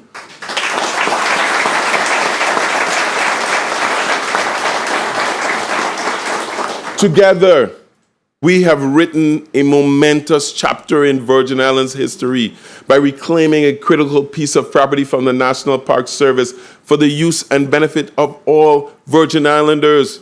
Not only will we get a new school, but a third of that property will be held by our territorial park system, and the balance will be used to educate the children of the Virgin Islands.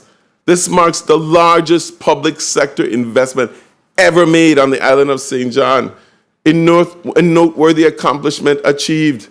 Together, I am thankful for your support, especially to Senate President Novell Francis Jr. and Senator Angel Bolquez Jr. for their incredible leadership.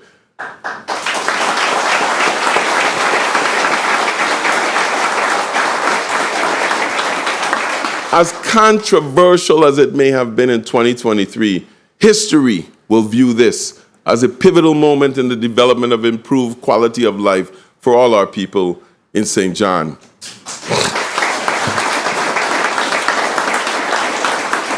This year will also find us making a fundamental shift in the structure of the Department of Education. We are on the verge of launching the Bureau of School Construction and Maintenance, led by an experienced and qualified facilities maintenance professional. This professional will also take responsibility for construction and major maintenance from the Department of Education. This is an initiative championed by Senator Donna Fred Gregory and passed by this body.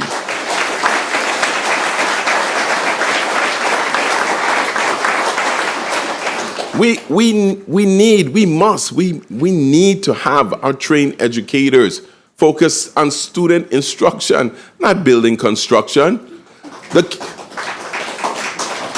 The key determinant of success in everything we aspire to accomplish is a well-educated community. The Virgin Islands Department of Education is actively implementing its strategic plan to enhance public education. This plan focuses on 4 goals, all of them relating to student achievement. 1, ensuring we have quality schools. 2, fostering an effective education that produces self-sufficient adults. 3, engaging our families. And 4, building a supportive community. Each of our schools have developed improvement plans detailing strategies to enhance students' performance, with $250,000 allocated to each principal to facilitate that implementation. That's a far cry from the $25,000 they used to get in the past.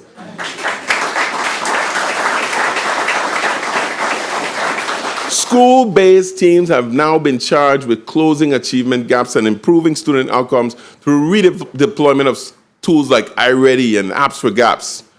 We are putting the power of change at the school-based level. The administration, we remain focused on cradle to career. The Department of Education has put extreme focus on the foundational level of pre-kindergarten through 3rd grade to ensure that students read proficiently.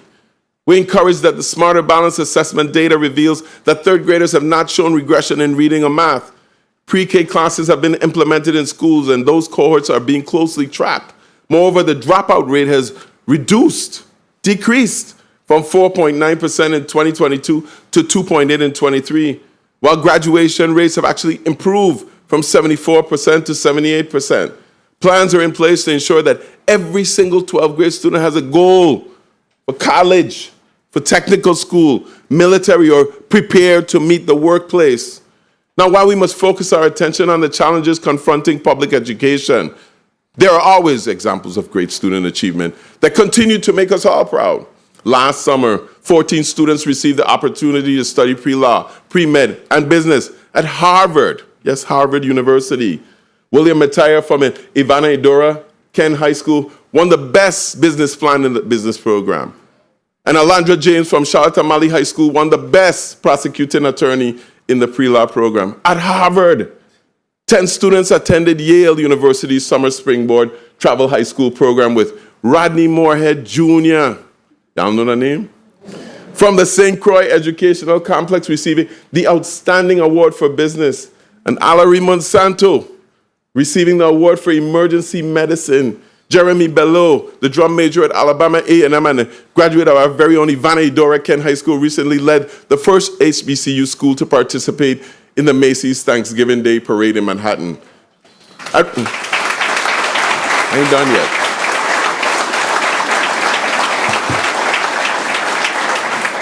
We're going to talk about the stars tonight. We always talking about the bottom. At Ricardo Richards Elementary School, Miss Alicer's fifth grade scholars have been on an incredible journey of discovery by designing and building their own cars. Utilizing a systematic approach to design, these young minds are bursting with excitement and enthusiasm as they delve into the world of engineering. These are our children, and they are excelling everywhere.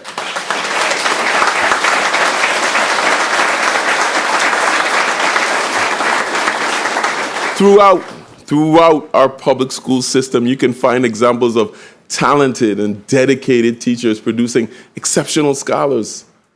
This evening, we have two of the finest examples with us. Ms. Chevelle Simeon, an advanced placement English literature composition teacher at Charlotte Amalie High School, who has been honored as St. Thomas St. John's Teacher of the Year, and Ms. Chiselle McConnell, a foreign language teacher and a department chair in the foreign language department at the St. Croix Complex High School, who has been recognized. Personally, I went to the class myself, you should have seen it, as the Teacher of the Year from the St. Croix District. Please join me in celebrating their awesome success educating our kids. Shut up, man. Shut up, man.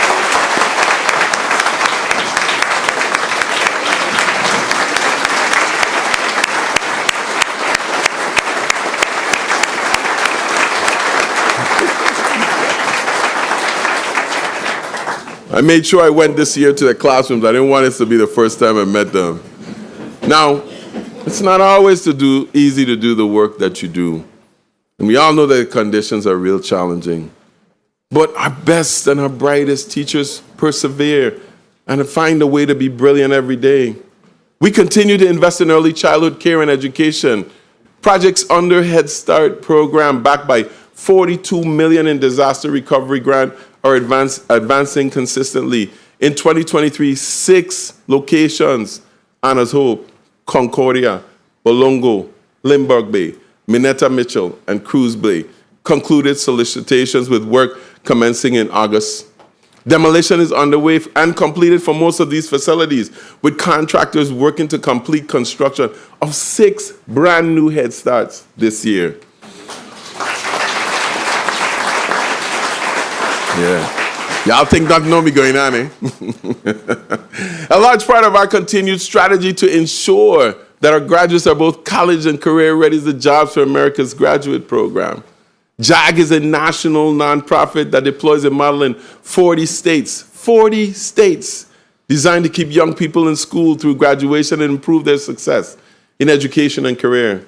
As the vice chair, as the national board of directors, I am extremely proud of this program and the success that they have across the territory and nationwide. We now have 8 programs, having doubled in size under my administration. The Leadership Development Conference saw the participation of 186 students. 120 seniors will participate in a paid 12-week work-based learning partnership with the Department of Labor.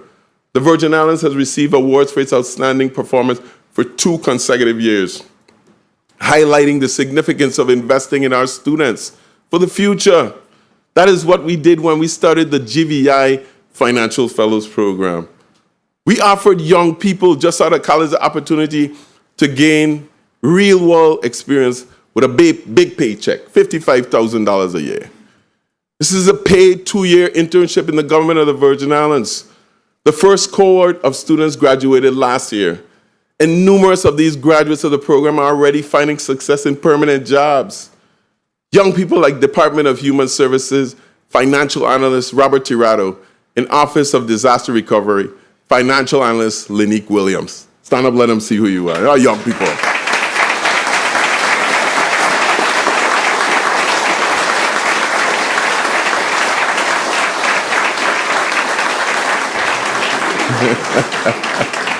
You have to invest to get returns. After years of people complaining about the drained brain, you see our young people shining.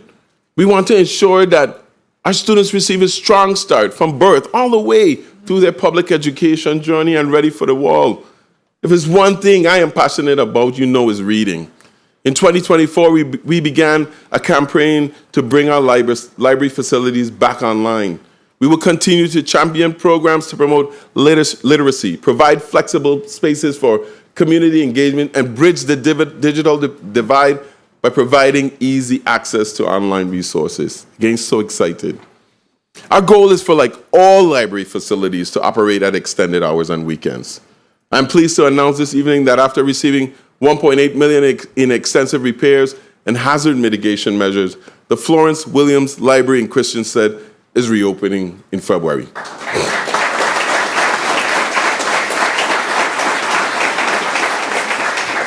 To add, the Atlee McFarland Peterson Library in Frederiksted will be open at the end of this year. On St. John, we saw the hiring of new staff and the opening of the Elaine Ione Sprout Public Library. The Turnbull Library closed in August to undergo extensive renovation work, but it too will be open later this year. Now, I had the pleasure of dining with the auction winner in support of St. Croix's Children's Museum this past December. And I was sitting there doing our dinner. I was introduced to DPNR's newest initiative, and it's called Hoopla. Hoopla is set to launch next month grandly. What is Hoopla?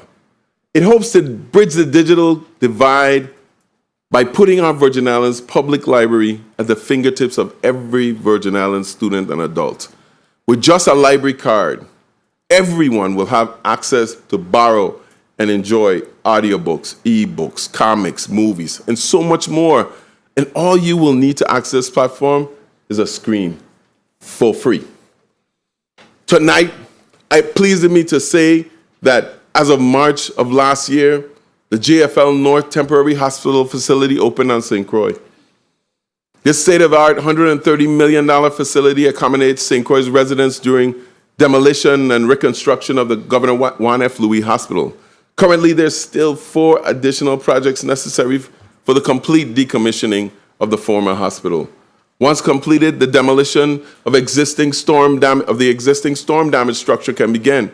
This past May, FEMA announced that they have allocated over $800 million towards the new permanent facility. The Department of Health is currently managing more than $300 million in disaster recovery projects.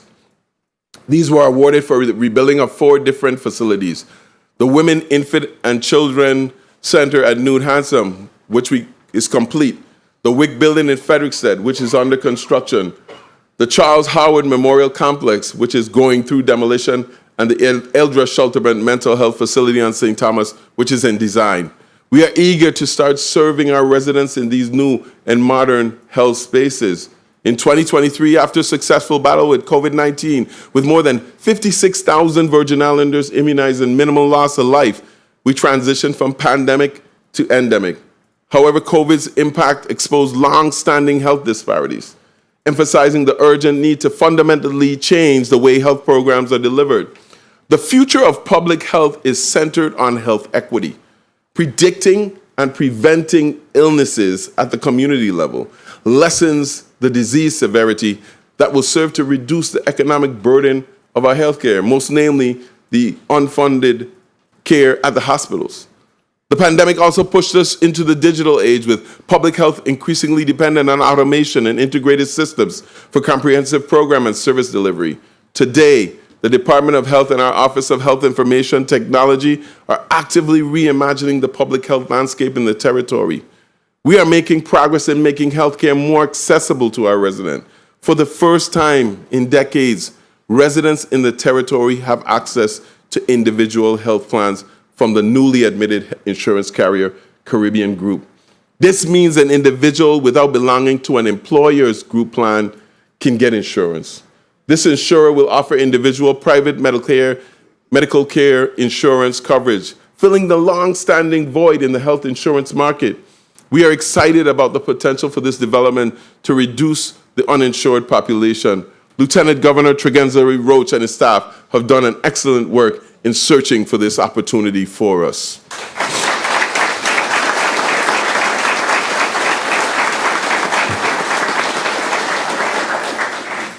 The country continues to grapple with a mental health crisis exacerbated by the isolation, fears, and uncertainties resulting from the pandemic. This crisis affects us all our generations, but has been especially devastating to our young people. Last year, the Department of Health stepped up its effort to address mental health concerns in the territory. DOH held its annual Children's Mental Health Summit territory-wide to engage stakeholders in developing solutions. The behavioral health clinic saw 790 patients and made school presentations to more than 3,800 students across the territory. Overall, our behavioral health outreach efforts have touched over 23,000 individuals as of November 2023. Last July, the National Suicide and Crisis Lifeline launched 988 as nationwide. Easy to remember, the 3-digit dialing code for people in crisis. The Department of Health has implemented the 988 Lifeline. 664 contacts were made to the line from Virgin Islanders between January and November alone. The Lifeline connects those experiencing a suicidal crisis or mental health-related distress to confidential emotional support from the counselors. The goal this year is to hire interventionists to allow for local answering of the Lifeline. If the 664 contacts made to this number this past year do not alarm you, then the 4 confirmed suicides we had last year should. Never before we've seen this in the territory. But perhaps the greatest public health challenge facing our community is the persistent epidemic of gun violence. Tonight, we honor the memory of Detective Delbert Phipps Jr., who was killed in the line of duty on July 4th. Last year, we revere his selfless sacrifice and dedication to the service and his service to this community.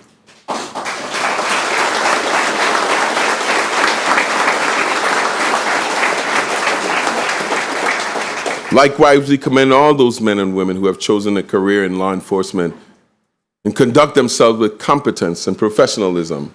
Last year, we added another 37 officers to their rank. We are grateful for your heroism as you keep the peace and protect our community.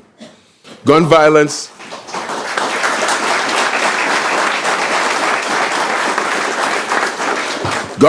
is the leading cause of premature death in the U.S. for African Americans between the ages of 15 and 24. We are witnessing individuals in our community with a complete inability to control their anger or to resolve conflicts with civility. It is an urgent behavioral health concern for predominantly brown and black communities like ours. We understand the trauma and the fear and anxiety that many of our residents live with because of violent crime. We have heard the community cries for more prevention programs and work support for our young people. Our focus has been proactively intervening in the lives of people who are most at risk of being either the perpetrators or the victims of violent crime. The Office of Gun Violence Prevention has taken on the challenge of addressing the root causes of gun violence in our communities.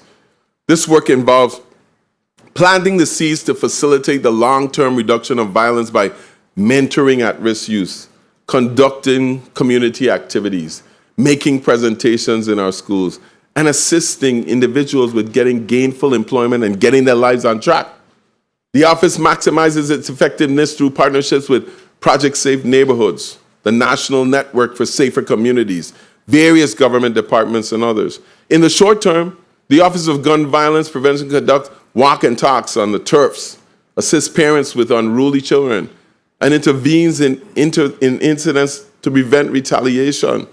This past year alone, the Office of Gun Violence intervened in at least 6 potential retaliatory attacks that could have led to further violence and potential homicides. They have de-escalated numerous conflicts and prevented them from coming to violent conclusions. It is always difficult to quantify the bad things that didn't happen. But if even one homicide was presented, isn't it worthy of our acknowledgement and our support?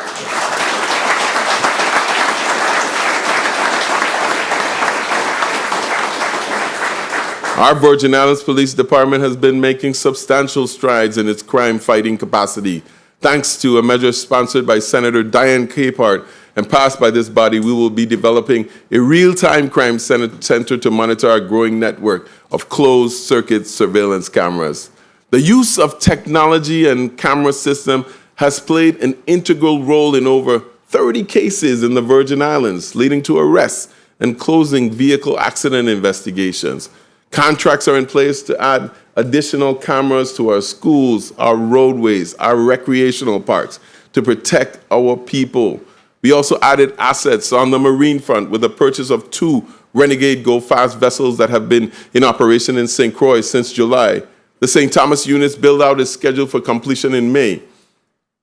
Through the assistance of our delegate to Congress, Stacey Plaskett, the VIPD has received an additional $4 million congressional appropriation for the purchase of 3 more of these Go Fast vessels, 1 for each island. As our marine industry grows,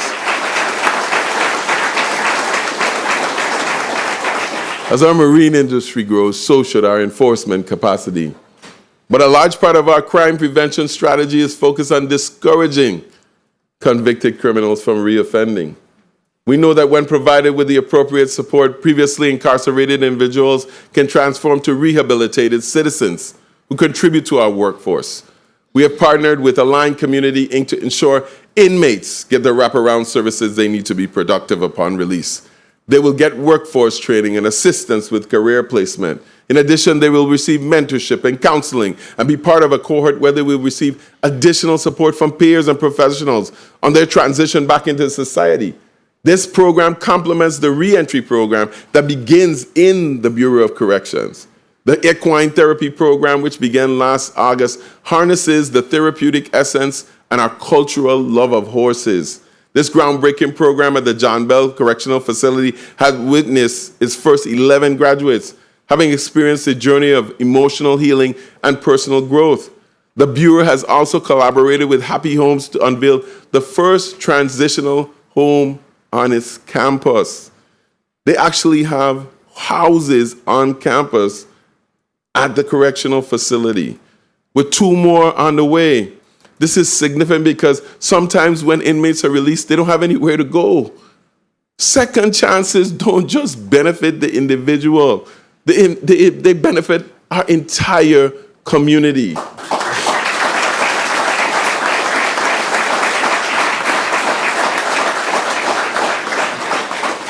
We all know when the mainland sneezes, the territories catch the cold.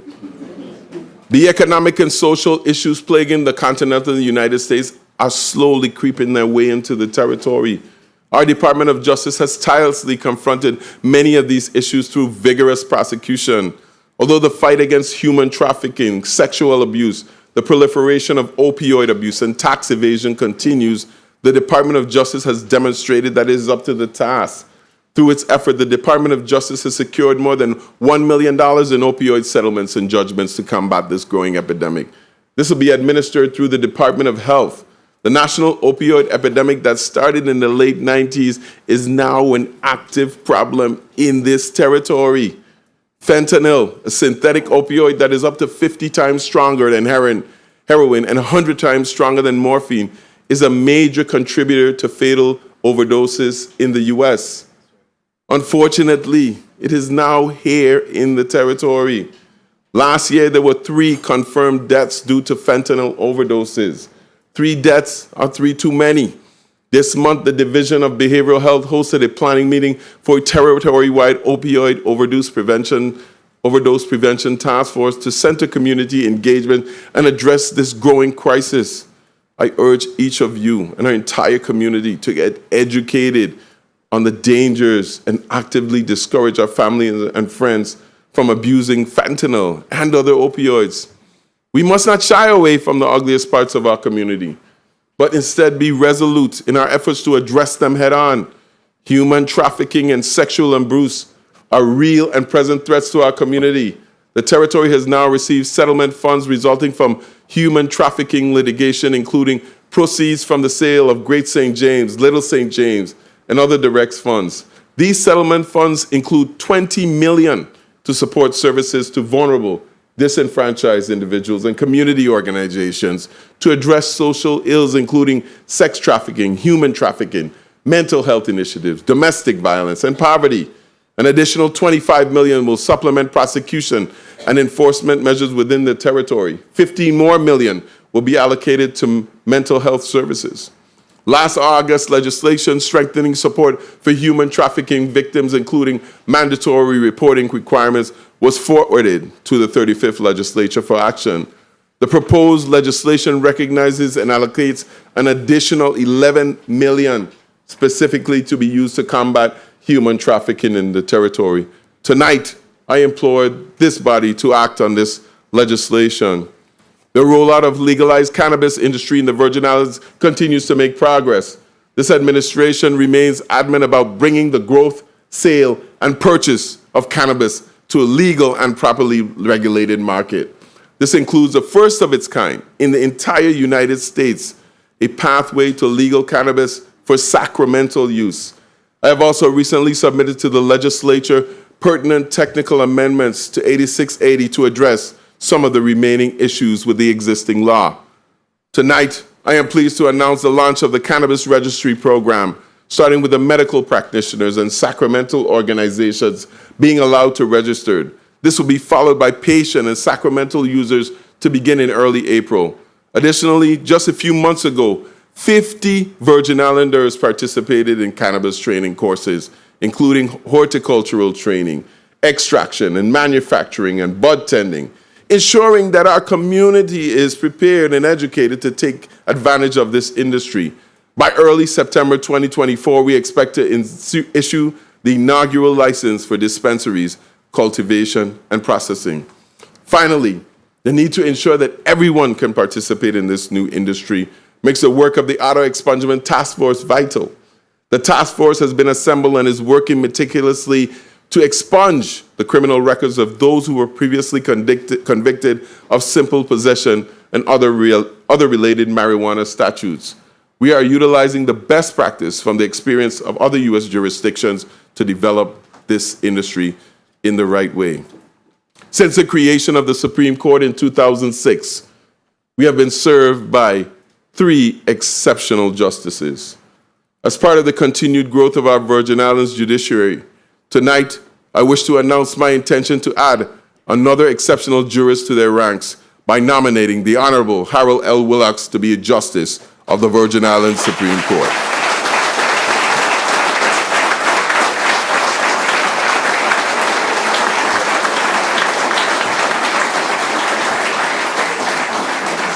Judge Willocks is no stranger to the bench and the judicial community after serving more than 2 terms as a judge in the Superior Court.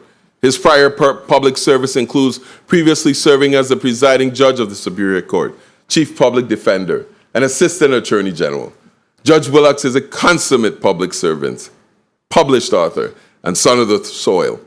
I'm confident that he will be a wonderful addition to the Supreme Court as an astute and deliberative justice.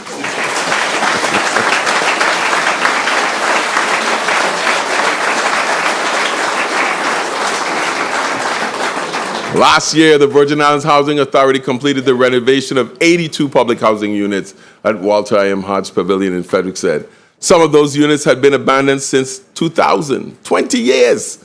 This is the first phase of the eventual renovation of 248 units at that site. The total project represents over $116 million being invested in upgrading affordable housing in Frederiksted. Large infrastructure projects like these are important drivers of our economy. Not only does it provide much needed affordable housing in the territory, but it also provides substantial employment for our people. People like Jose Solis, a laborer, and Billy Navarro, a laborer now apprentice as heavy equipment mechanic. Both are residents of this community and both are employed by the prime contractor, J. Benton Construction.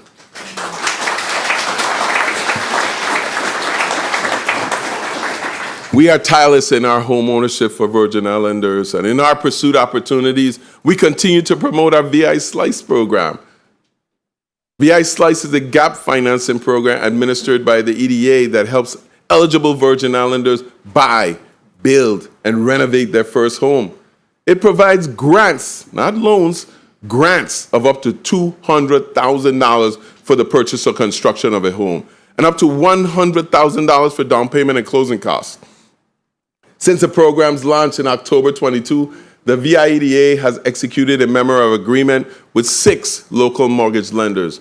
2 of those lenders, Banco Popular de Puerto Rico and Merchants Commercial Bank, are offering construction loans. To date, VI Slice has helped 9 local families in the U.S. Virgin Islands purchase their first home. 7 have closed on St. Croix and 2 closed on St. Thomas.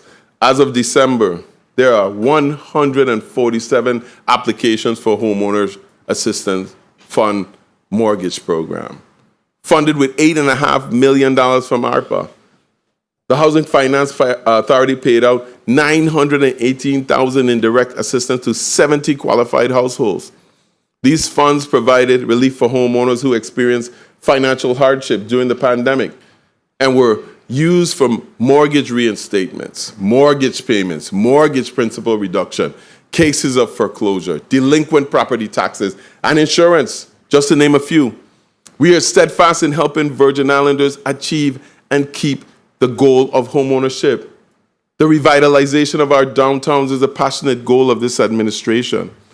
Last year, we were encouraged and helped tremendously by the private sector, whether it was Chris Pardo or Peter Zilke in Christiansted, Shamari Moorhead or John Alexander in Frederiksted, or Charles Kim, Uri Cohen, or Pash Daswani in Charlotte Amalie. Our private partners are stepping up. We continue to support their investments by installing modern infrastructure and public amenities that help sustain commercial activity. We remain dedicated to the ongoing enhancements to our towns and the surrounding areas. We successfully completed road rehabilitation, drainage, and safety improvements on all roads in Frederiksted, except for King, Queen, and Strand. Those 3 streets will finally be addressed this year with federal highway funds, finally eliminating the images of flooding streets with heavy rains. Christiansted has undergone extensive modernization of its underground utilities in the last few years. WAPA completed the replacement of its water lines in 21. Most recently, the Waste Management Authority completed a considerable upgrade of its wastewater system. That upgrade solves many issues we have experienced over the years with clogged sewer lines and overflowing manholes running sewer into the streets. Unfortunately, the constant excavation in the area has left the Christiansted roads in admittedly terrible condition. However, we must be reminded that progress is disruptive, and a period of disruption is necessary to make way for prosperity. To have resilient and modern infrastructure, we have to dig up a few roads. Having said that, the Department of Public Works is standing by with a contract in place to begin the full repair and pavement of Queen, Market, Prince, East, and Hill Streets in Christiansted as soon as this wastewater project is complete.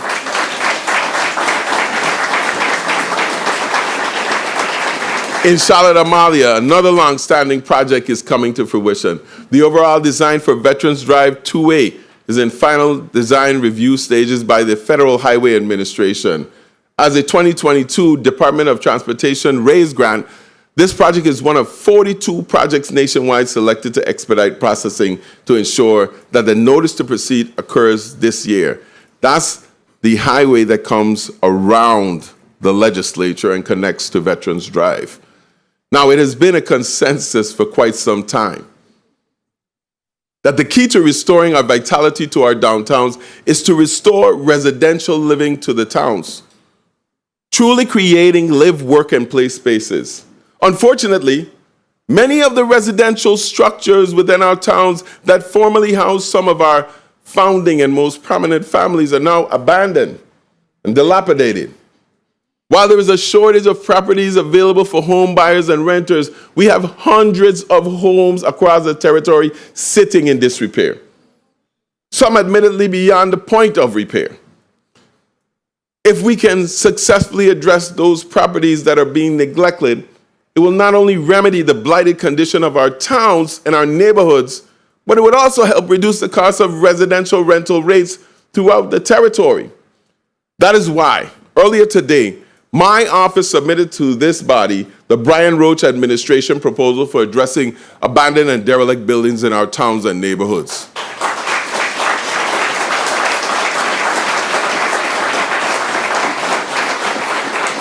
This proposal is rooted in a property conservatorship model that is designed to remedy blight while protecting communities from the ill effects of gentrification.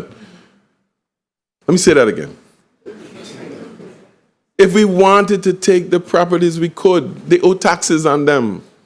We want to keep it in our families to protect our communities from the ill effects of gentrification.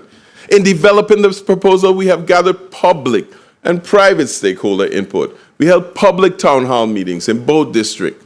Finally, after presenting the concept, we continued to gather public comments until a final draft proposal was prepared.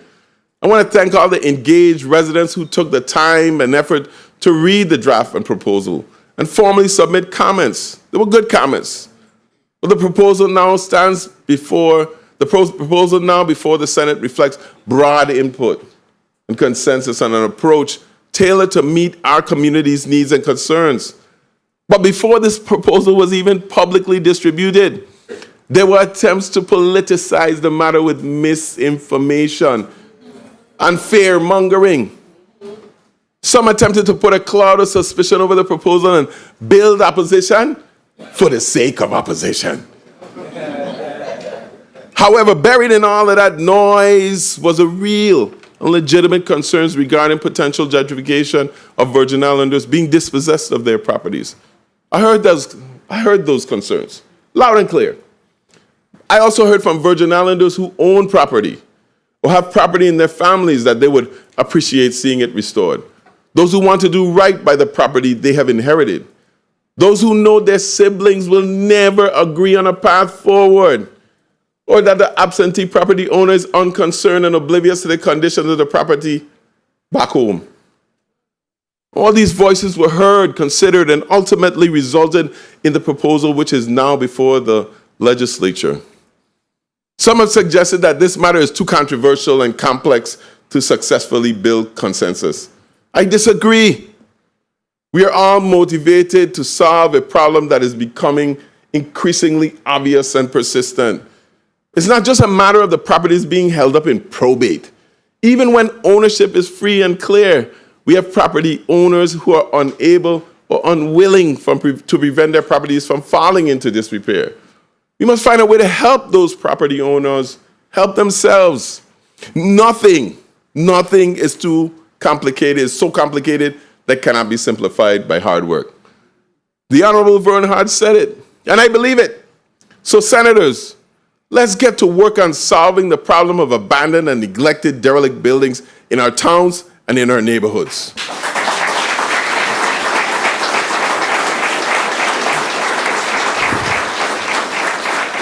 I look forward to the legislative hearings to come. If you need me to come down here, I'm ready to stand by too. We stand ready to testify on our proposal and work along with you to develop the best solution for our people. On July 3rd, we we celebrated the 175th anniversary of the emancipation of enslaved Africans and their descendants in the Danish West Indies. The Emancipation Commemoration Commission organized a year-long observance of the events and implications of that historic occasion. I want to thank the Commission's chair, Carol Burke, Senator Carla Joseph, and the other Commission members for ensuring that all residents of this Virgin Islands acknowledge this critical and momentous part of history and the evolution of our people.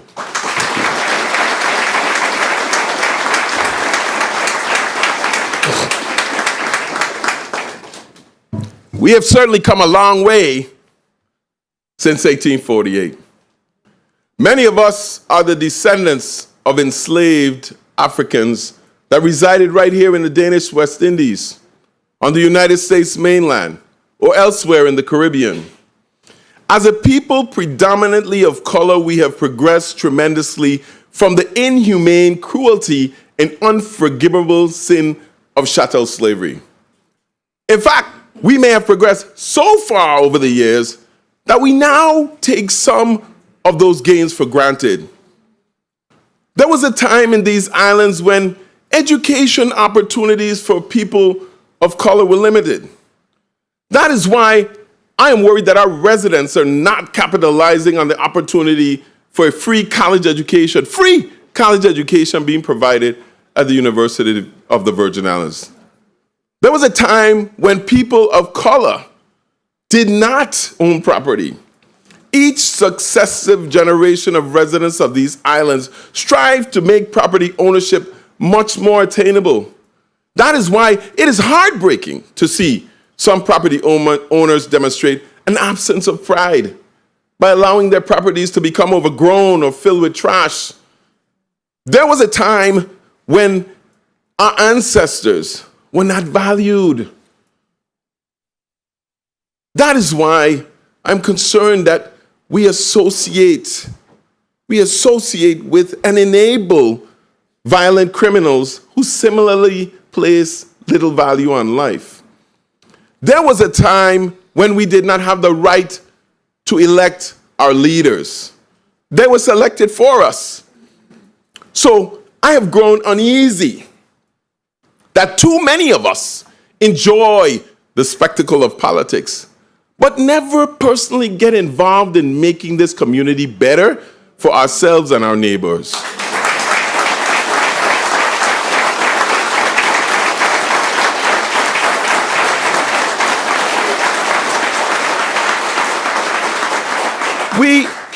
We have certainly earned the right, through many years of struggle, to choose to have a callous disregard for history and the sacrifices of our ancestors. But I think we all know that if that becomes our collective choice, then it doesn't bode well for our future. The government certainly has a role to play. And as government leaders, we must see to the well-being of all Virgin Islanders.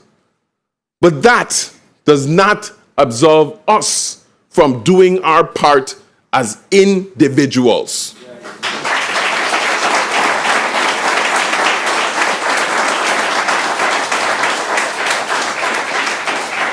From my first State of the Territory address to this present moment, I remain very optimistic about the future of these islands. I firmly believe luck is when opportunity meets preparedness. Over the last few years, our preparedness has met the opportunities, leading us to positive outcomes and benefits.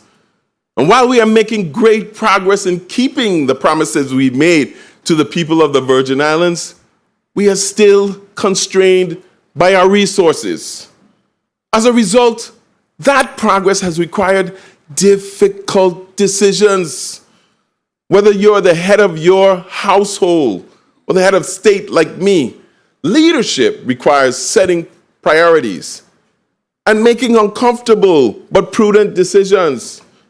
To save the GRS system from insolvency, we have had to forego the revenues generated by the rum excise cover over and the capital projects they funded. To keep the cost of electricity manageable, we had to forego additional road repairs. To catch up on the backlog of income tax refunds, we have had to live with a less than ideal budget for facility maintenance. However, through those sacrifices, our commitment has always been and will continue to be to provide the best possible quality of life for Virgin Islanders and to create abundant opportunities for Virgin Islands' prosperity. Senators, we may not always see eye to eye, but I trust we share a common vision for our community. Let us work together to connect our people with opportunities that are being produced right here at home. Together, let's promote responsible citizenship, build stronger families, cultivate a thriving economy, and transform our infrastructure. Let us continue to be resolute in our pursuit of progress for this territory, moving forward one step at a time. God bless you, and God bless the Virgin Islands. Love you.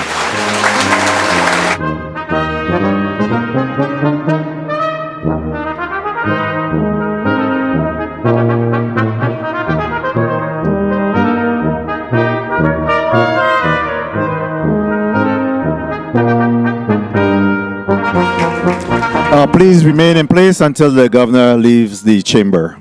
Thank you very much, Governor, for your presentation on the state of the territory this evening. God bless you as well. Please be seated.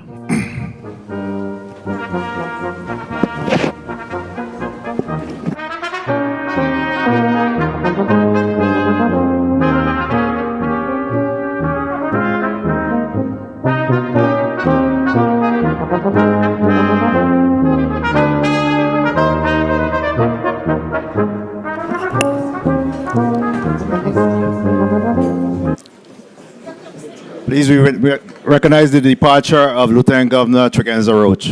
Thank you, Lieutenant Governor. Have a good night.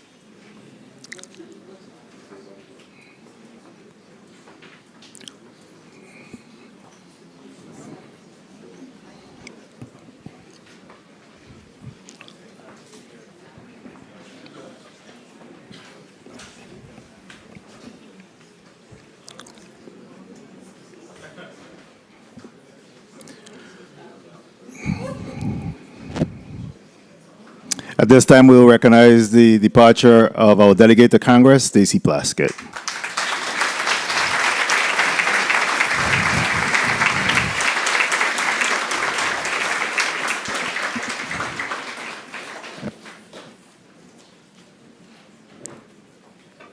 Judiciary, ready? You ready? Chief Justice? And you could lead the judiciary at this time out. Thank you. Good evening.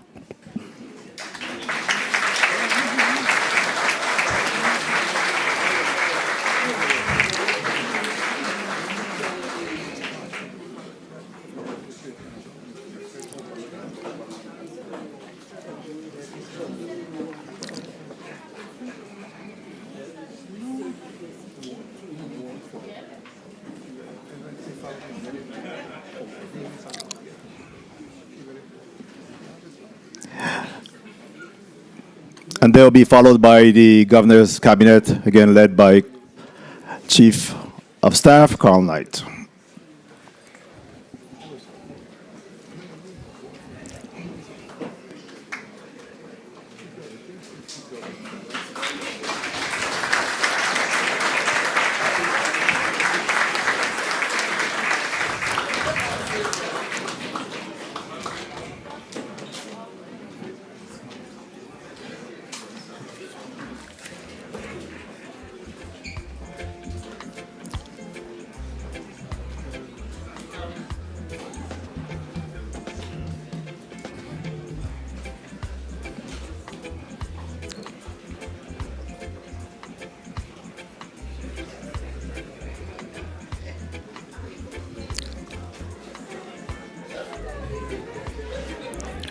Pastor, Reverend, you can leave as well as our teachers of the year.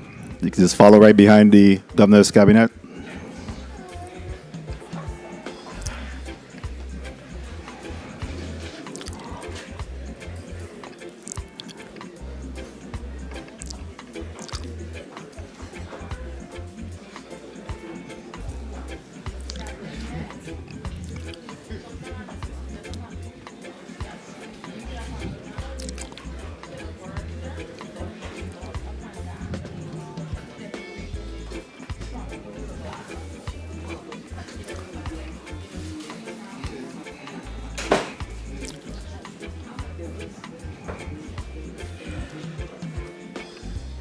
All semi-autonomous, autonomous agencies, have a good evening.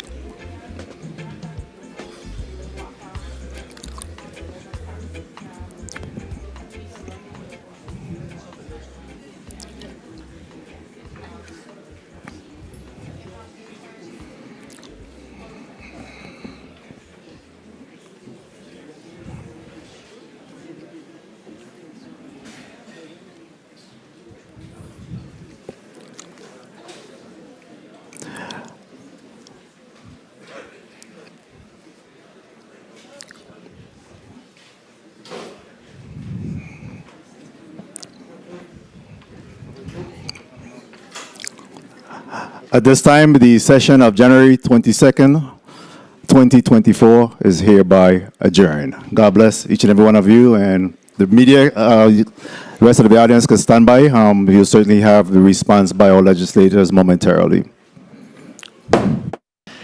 What do you think? What do you think? What do you think? We just got through the governor's state of the territory. Lot of information. Whole lot of information. What are your thoughts? What are your initial thoughts? Initial thoughts.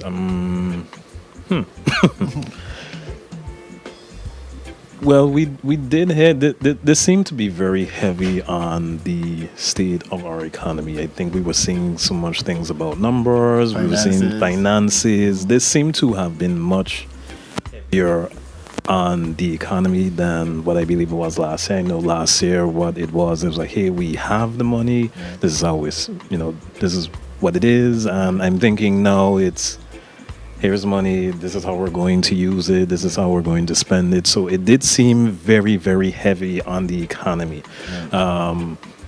Maybe not to say less focus on other things, but I'd say the number one thing that I got out of this is that, this is the economy and we're going to be a little, we're focusing on that. That's going to be our main thing that we're going to be doing. Agreed. Like I said, we have some other topics that I was expecting to hear. Definitely the finances. We just came out of our finance meeting on Friday. So I definitely was looking forward to that, obviously. Healthcare, we didn't hear. We heard about the hospital. We didn't get into deep as to where we are with that. Definitely roads, infrastructures. You mentioned some of the stuff on the steering wheel with the lights and what's not. So it was good conversation, but to be honest, we wanted to get more in depth into some of the stuff that we really actually going through, the water situation with the water. That's a major thing. Education as well, the curriculum and how we plan to deal with these kids, where it is that they had the time off with the COVID and stuff like that. So very interesting conversations. I'm looking forward to hear where the senators are going to take it. And like I said, I know it's a lot of information, but we're going to query them and see, what's their thoughts as to whether how the governor's speech was, what kind of grade people will definitely get. Yeah. What do you think? Yeah, I have similar thoughts. And like you did say, when it comes to things like state of the territory, this is it's a very broad thing. It's very broad. It's very extensive. So I think probably by design, we will not get to hear every single thing that we would expect to hear. Exactly. I mean, we're going to probably highlight what we believe is the most important thing. Maybe if, put ourselves in the governor's shoes, we cannot highlight every single Right. thing. And it's a big but government. yeah, it's A it's a whole huge lot going government. on, right. It's a lot is going on in this government. Right. So yeah, I would say, hey, we cannot expect you to talk about every single thing Right. that is. That's unheard of, right? Yeah, exactly. that's unheard of. That's Right. never going to happen. Right. But we know that there are the major concerns of this government. You know, major things all over the place. So we I think we all know what we want to hear, and I would like to hear what the senators would say about Right, 'cause what. they also have a Yes, responsibility they have as their well. responsibility Right. as our legislators. The different So, committees yes. have to deal with what they have to deal with the KFU based on his speech. So, so a lot of that we want to get into with them as the future plans, especially in the next year. The State of the Territory is annually. Yes. You understand? So we went through the list of last year to see what it is he spoke about. We went through this one, and there's a big difference in tone. Like I said, we mentioned before. This one is more about what we're doing with this money, with the KSB, and like I said, from just listening to his speech, we're talking about billions and billions of dollars, billions and billions of dollars. So we're looking forward to new schools. We're looking forward to the completion of our hospitals. All of these things that we're looking forward to. But I know we're on the way. We're on the right path to getting there with the KSB. Sometimes it feels a little slow coming from the government with the KSB, but we both work for them. We both understand what that process is and what's not. So, but it's good information for you to have the discussion about with the KSB. I didn't see the protest if they were still outside. I would like to get some of the reactions from them as well as to where it is that they was focused on, or where it is they were looking for as well. But so far, like I say, I give him a B maybe. I give him a B. I think I wanted to get some more impact of what it is you were saying, but so far, but we'll listen to the senators and see how they react to some of his comments and some of what it is he have to say for the State of the Territory. Yes, I think I would probably rate similarly because once again we do expect to hear specific things. I guess all of the things that are particularly plaguing us in the Virgin Islands, we're expecting to hear things about, economy, education, tourism. That's all the things that I think we expect to hear about.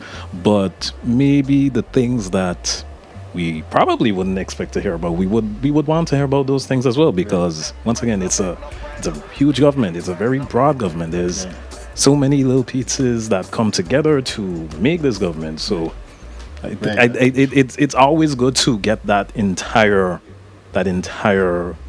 piece. Right. Also, one of the things that I was looking forward to hear was also the slice program, and it seems to be moving, but seems to be moving slow. I think we only got X amount of I think maybe 9 families that invested in that. Which, like I said, I would like to hear maybe 90 or maybe 100 people buying into that program with the KSB. So looking forward to hear from that as well. That's a way for us to get a piece of the rock with the KSB. We're working for the government. We don't put in X amount a year. We could look forward to that, especially this generation. Like we spoke about earlier. Yes. Our parents, their generation was completely different compared to what it is that we have now. You know what I mean? You could have probably get a house and a piece of land back then for maybe $20,000-$30,000. Yes, and like we spoke about earlier, I remember one time I was, I'm ironing my clothes for work. I live in a house that was built in, I think, 1974. I was ironing my clothes for work. I found the old loan documents that my grandparents signed to get the house that I live in. And I believe the loan document was for about $40,000. And let's be honest, I don't think you can even buy a house for $40,000 in the Virgin Islands now. Yeah. Especially on St. Thomas. You're lucky if you get land for $40,000. So these type of conversations we definitely I've been looking for, empowering us as young entrepreneurs and young workers for the government as well. So we could get a piece of the pie, so we could get a little more ownership of what the KSB. We obviously don't want to be renting for the rest of our lives and whatnot. So I think I said, all of us have that generational where probably it's passed on. So some of us have to fend and look for it with the KSB. So like I said, I'm interested in listening to the senators and query with them and to see where it is, what angle they see fit. Yes. And so good talking to you, Jamal. And right now, are we going to take you back to the Africa. Africa, are you ready? I'm Africa Harrigan for Legit TV. Currently, Governor Albert Bryan just delivered the 2024 State of the Territory Address. As you know, the State of the Territory Address is mandated by the Revised Organic Act of 1954. Right now, Legit TV is transitioning from the State of the Territory, and we're transitioning into the Senate reactions. Joining me is our Senate President, Senator Novell Francis Jr. How are you? I'm fine, thank you, Africa. How are you doing today? I'm doing very well. As part of the governor's speech, he spoke about inflation, the rising cost of interest rates, and he also talked about, the rising cost of goods and services as well. The volatile global condition is a bit declining, but yet the governor stated that there's economic growth and the territory economic condition is pretty resilient. What are your thoughts? Well, what I gather from the governor, again, of course, he spoke about that we're resolute as a territory, and I must say that while we're resolute, I think that we're more resilient than anything else. We continue to fight against the challenges that we're experiencing. In respect to the economy and the inflation rates, yes, I would agree that we're not in a unique situation, that in fact that, we have inflation that's now trickling down into the Virgin Islands, and we have been able to continue to increase our revenues. However, that's being challenged again by the increasing costs. While he spoke about some of the increases that we have seen, one of those areas is certainly food. Yes. There is a significant increase in the food prices, and again, it's not that's unique. across the territory. It's not unique just to the Virgin Islands. I mean, it's across the board, across the nation as well. Yes. But the public's perception, and when we talk about the availability of liquid assets, it presents some challenges for individuals. He spoke and he used the example that $100 yesterday is now $120 today. I think it might be even a little bit more that we're seeing, but nonetheless, we have to fight against those challenges, and we as a government will have to find ways to perhaps subsidize and assist those individuals that continue to see the hardship. We have unfortunately we no longer have all of the federal assistance that we have seen, the pandemic funding, the SNAP programs and those areas, so obviously people are starting to feel it in their pockets. So that's a problem for us. And those federal programs was really significant. It really helped out a lot of people here in the territory financially. But let's move on to WAPA. WAPA is in the process of completing their waterline rehabilitation projects on St. Croix. As you know, that project consists of underground construction, replacing corroding pipes, and replacing them with PVC pipes. As our Senate President of the 35th Legislature and as a resident on St. Croix, how satisfied are you with the progress? Well, WAPA continue to be a challenge for all of us. Certainly we saw, and of course we have the issue on the energy side as well as the water side. Recently with the water crisis, and the governor indicated that in fact the state of emergency and as it pertains to the water will be over come tomorrow, but we still do have some situation, and advisory should continue to exist where individuals should not be drinking the water. While you talk about it being rusty, brown, and corroded, that is a problem. I don't believe that individuals can consume that water. That I provided some funding and $350,000 when we had the water crisis to be able to assist in providing bottled water to our community that was most affected. I'm hoping that we could find some additional revenues or additional funding to be able to continue to support that, because it's unfair and unacceptable for individuals to consume that water. And very quickly, I'm about to conclude this interview, but I can't help but steal something out of your playbook. Yes. What is it about the governor's speech that keeps you up at night? Well, I'll tell you that, he touched briefly on the behavioral health issue and how we're improving that. I believe that, we're all in this together, and, we have to, now that we have heard from the governor in regards to the state of the territory, what is very consistent and constant on my plate right now is the lack of vendors payment. You know, we have $89 million on our streets, and of course we know that if vendors are not being paid, then we can't collect taxes. You know, so we have a lot of our community members, our local vendors, that's really complaining of the fact that, you know, they have not been paid for the last several months. And like I say, $89 million, we have to find a way to close that gap and be able to get our vendors paid up as soon as possible, because that trickles back into money circulating within our economy. So what keeps me up at night right now is the economy, and of course the fact that our vendors are not being paid, as well as the retroactive paid that we committed to paying our retirees as well as our active workers. You know, we want to make sure that we're seeing that payment going into our government employees for the retroactivity. Thank you so much for the interview. Alwyn?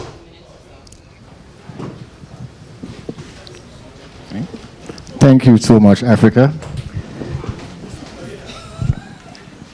This is Al Baptiste Jr. for Legit TV. I have sitting with me here, none other than the Vice President, Mr. Marvin Blyden. How are you doing? I'm blessed, Mr. Baptiste, and yourself? I'm good. So we just spent the last 2 hours listening to the governor's state of the territory. I know you're a veteran senator. You've been here a long time, so you've heard a lot of state of the territories. Yes, I have. So right now, the one thing that started out to me was the slice. That was, you know, we had this conversation before about, you know, what we're doing with this federal money and how we're going to spend it and what we're going to do. So what are your thoughts about his approach or his statements? Well, honestly, Alvin, I was honestly pretty disappointed. I would have loved to hear much more in respect not only to Slice, but home ownership opportunities for our people. Agreed. Because that's what it's all about. You know, he stated that we have assisted 9 individuals in becoming homeowners. Whereas we know, and I've been preaching from day one when it comes to home ownership opportunities, and we have the tax credit properties, Loveland, Bellevue, Calabash Boom. That's over 300 individuals who can become homeowners instantaneously. What I mean by that, when they sign up for these units, they was told, they signed, that they would have an opportunity to become a homeowner after 15 years. After 15 years. We must make these individuals whole. That's our responsibility as a government and as a people. Agreed. Home ownership is the most important investment anyone can make. Agreed. And we must make them whole. Now, why I say that? When it comes to home ownership and when it comes to these responsibilities, we know that most young people like yourself will never have an opportunity, especially in St. Thomas St. John district, to own a home. Right. There is not much land in this district. Right. And the average cost right now to build a house in this district is between 600 and change and up, as we know. And a government salary? Wow. So we have an opportunity to really, really help our people. Right. It's about a quality of life. Right. We need to roll up our sleeves, pull up our jockstrap, and get to work on behalf of our people. Agreed. We don't have a choice. When OLB and them back in the day did what they did for our people, many of our elders and our parents in Tutu and elsewhere, and gave them opportunities, Right. they were better as a result of that. Right. So why can't we do the same thing? We must. Right. And I look forward to working with the disaster recovery, Ms. William Octolin, Right. and others to see how we can make this happen, because I have had a discussion with her, and I look forward to having a discussion along with my colleagues to assure that we do our part. If that's the last thing we do, we must assist our people.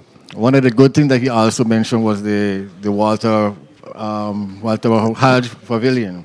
So Yes. that was 200 and something rooms with a KSP. So that for sure was a blessing in the housing part. Definitely, so we have to look forward for the same on St. Thomas. Definitely, that's an affordable housing sector, which is great also because everyone does not want to be a homeowner, but at the same time, they deserve to have affordable housing that's as nice as those with all the amenities that is afforded to them. And I was very happy for them, but at the same time, each of those units costs $700 plus per unit. Right. So as the governor stated, though, construction is one of the biggest challenge we have in terms of cost and inflation.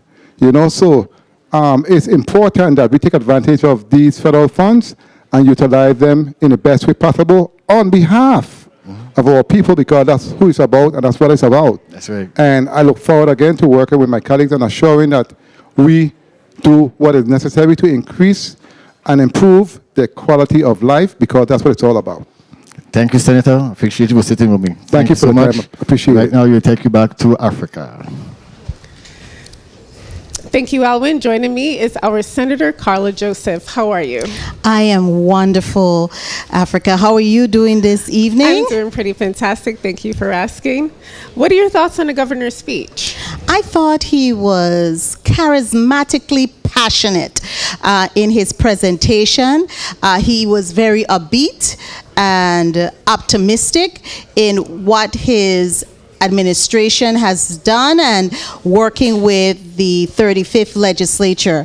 But we have, as he indicated, and we already know this, that we have a lot of work, more work to do, serious work to do and get accomplished on behalf of the people of the Virgin Islands. In the governor's speech, he mentioned that $1.5 million was allocated to the St. Croix Cricket Association. However, to build facilities. 1.5 to the St. Thomas Cricket, St. Thomas, that's right, the Cricket St. Thomas Cricket Association. Just a minor correction, which No Island problem. District. And it's to build facilities in the state Nazareth. However, the horse racing industry has very, very slow progression. What are your thoughts on that? Well, the horse racing industry in the St. Thomas District is really up and running. It's going to be almost a year in March that the groundbreaking took place at the Clinton E. Phipps racetrack. And so the governor, in his State of the Territory remarks, hit on a big, major economic boost for our islands with the hope of having horse races for 2024 Carnival, St. Thomas Carnival.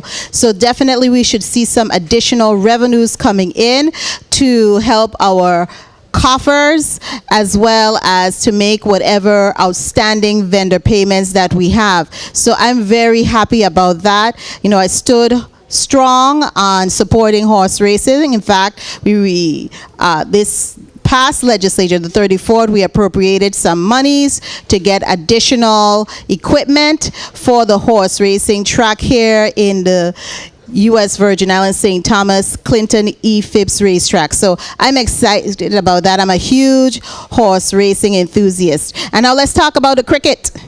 The cricket. Let's talk about the cricket. The cricket, which was named after one of my mentors, the cricket field in Estate Nazareth, which is named after my mentor, George E. Goodwin.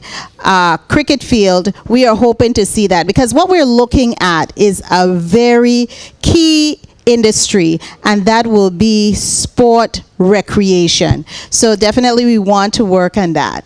Just very quickly, was there anything in the governor's speech that you wanted him to talk about that he didn't mention tonight? Well, as usual, I didn't hear nothing about agriculture. We just had the Bordeaux agriculture, Rastafari, food fair. This past week, I saw the lieutenant governor there, nothing about agriculture. And so I'm very concerned. The legislature passed the agriculture plan. We've supported it consistently. The University of the Virgin Islands produced an agriculture plan, which we are working on, and they're working on. And we just had a whole opening of the Agriculture Business Center at UVI. And nothing was said about that. We have to be serious about agriculture and being able to sustain ourselves with food. That's one of the things. But before we close out, because I look at your eyes and I know you're hinting, I really want to really say that we have a lot of work to do, but it takes all of us to get the work done, working cohesively and to find that common ground, because we all have the interests of the people of the Virgin Islands at heart. Thank you, Senator. And we know that you are a strong advocate for agriculture in the territory. Almost every interview that I've done with you, you've always mentioned that. Back to you, Alwyn. Thank you, Africa. I have here sitting with me the majority leader, Mr. Kenneth L. Gittins, long time friend of mine. How are you doing, Senator? I am blessed, and yourself? I am good. Good to be Great. sitting with you. Great. So let's start off. Well, we're gonna go a different road. Where did you think the governor state territory actually missed the dunk? Let's go that way. Let's go the opposite way. Where do you think that he didn't mention, or he didn't talk about? Well, not that he actually missed the dunk. Let me just say that I think that the address overall was upbeat. Okay. However, it did lack what I was looking for with timelines of major projects in the territory, and especially on St. Croix as well. And one of those areas is with the WAPA generators and the renewable energy system. Timelines on the actual implementation of these things. Right. On St. Croix, you live on St. Croix as well. Right. I mean, there's so much detours on St. Croix with all the bridges You closed. know where to go. Exactly. I mean, thank God we know shortcuts, right? That's right. But there is no timeline on that either. Right. Yes, we're seeing a little progress, but the thing is after election, everything stopped. Right. Things started moving now, coming on to the address, Right. and I'm thankful for that. Yes. But again, we lacked definite timelines for that and for the build of our hospitals and even the schools. And you also mentioned, I was listening to some of you were fighting for WAPA, honestly, for the records of what's going on with the accountings and what's not. That's which is important, because one thing trickles along to the next. Very important. Right. And as I've maintained from way back when, this government does not have a money problem. We have a money management problem. And it is across the board. Especially with all these billions coming in now to do... Exactly. And we could boast about $1 billion and $1 billion. Right. But the thing is we have to be able to manage these funds. Agreed. And every tub Must sit on his own I bottom. know that from Exactly. you, right. So people need to be held accountable so that we can get things moving and do the best for all Virgin Islanders. The quality of life for Virgin Islanders should be at the forefront. Agreed. We didn't even mention also, we just came out of St. Croix Festival, and we have maybe a crime-free festival, so I didn't mention that as well. That is good things, because we always hear the negative, especially when you get to a point where we start to gather. Yes. But we had an incident-free, nice for good with the case, so hip hop to the police department as well. Exactly. And since you went there, I want to also say that I was going to wait until my January 31st hearing All right. to tip my hat to the Virgin Islands Police Department. But you brought it up, and I want to say publicly thank you, and I salute all of them for their hard work and keeping us safe through the festivities. Thank you, Senator. Amazing time. Thank you for sitting with me. Thank you so much. All righty. Back to you, Africa. Thank you, Alwyn. Joining me is Senator Angel Boquez. Junior, how are you today? I'm doing good. So in the governor's speech, he mentioned that the depleted cash on hand is causing significant delays to vendor payments. Recently, it was reported in the news that the government of the Virgin Islands owes $89 million to vendors. What recommendations do you have to mitigate that issue? Well, I believe that what we're experiencing is three problems. We have a collections problem. We have a procurement process, which the governor was talking about, trying to get the procurement process to be streamlined so that funds can easily flow through the economy. And we have a reconciliation problem in the sense of bank accounts and funds that have not been reconciled ever. And once we're able to fix those issues, then we'll start to see sort of the influx of the funds moving throughout the territory. Also, what we're also experiencing, in my opinion, is the levelization of federal funds that have been available to us for the past few years. Now we're starting to see the back-end effect of those federal funds being dwindling slowly. And of course, we want to infuse the economy, as the governor stated, so that we can bring the economy back up. What were your thoughts on the government speech overall? Overall, I believe the state of the territory started out gloomy. The governor mentioned a number of things or issues or concerns that have taken place and challenges that are before us. But he started to build up momentum on all the other things that have been accomplished and other initiatives that he would like to implement in order to help the economy get back up to where we need it to be as well. In addition to the vendor payments and other challenges facing the territory, our fiscal challenges, was there anything in the governor's speech that you would have liked him to mention tonight? I don't believe he mentioned St. John enough. Yes, we had the school, but St. John is facing a number of issues to include our clinic, roads, a number of issues with repairs to some damaged government facilities that were not mentioned. So I really wish he needs to look at that. His administration needs to look at what we can do for St. John as well. He mentioned St. Thomas and St. Croix throughout his state of territory address, but only mentioned the school and St. John. What specific issues on St. John were you looking forward to hearing him speak about tonight? Well, there's a number of issues. Like I just mentioned, we have the department, the fire department. We need to fix our building there. Human services needs repair. BMV is in a trailer. We need to fix that. Yes, we got the tennis court and the basketball court, but we need government agencies to operate at optimal levels on the island of St. John. Yes, e-government helps because people don't have to necessarily catch the boat in some cases, but we really need to take a hard look at the infrastructure of St. John. St. John is the jewel of the Caribbean, of the Virgin Islands in the sense of tourism. We generate more by GDP from tourism on that small little island, and we should actually try to make sure that we have optimal progress on that island. Thank you, Senator Angel Boquez. You're definitely a strong advocate for St. John. Back to you, Alwyn. Thank you, Africa. I'm here sitting with the lovely, our delegate to conference, Ms. Stacy Plaskett. How are you doing this evening? I'm well. Thank you so much for giving me some time to talk with you this evening. I appreciate it. Thank you. Thank you for taking the time. Yes. So, the state of the territory. This is how much time have you gone through the state of the territory? I've been through this a few times All now. right, I'm so realizing I'm getting to be one of the veterans here yes, in the room. Yes.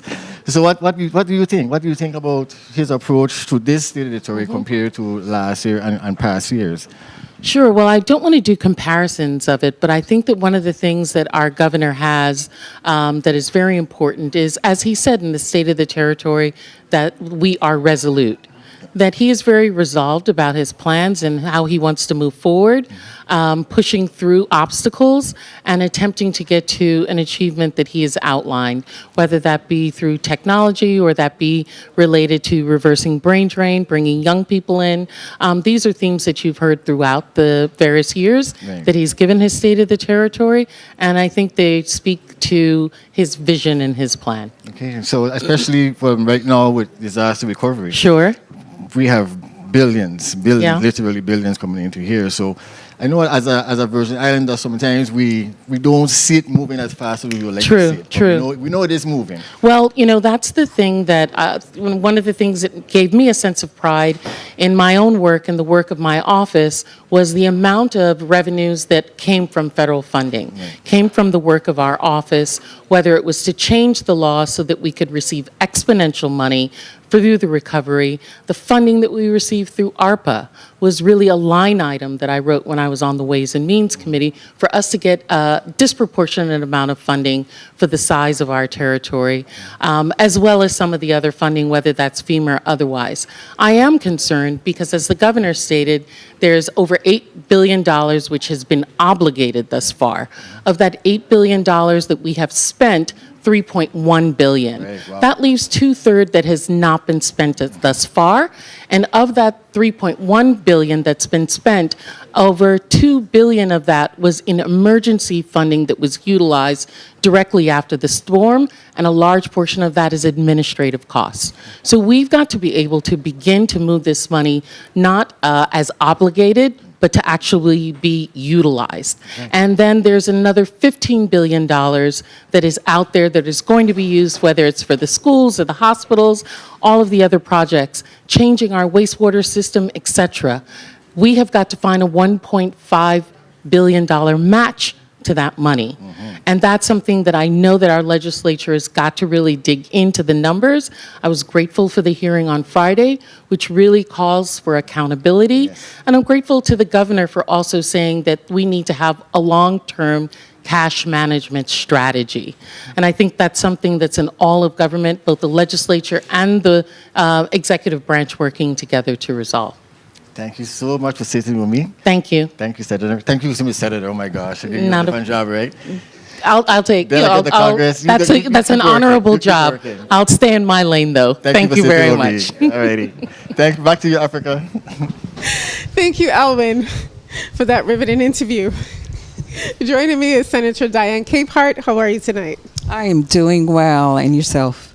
I'm doing very well. So recently, the governor signed into law the bill pertaining to the real-time crime center.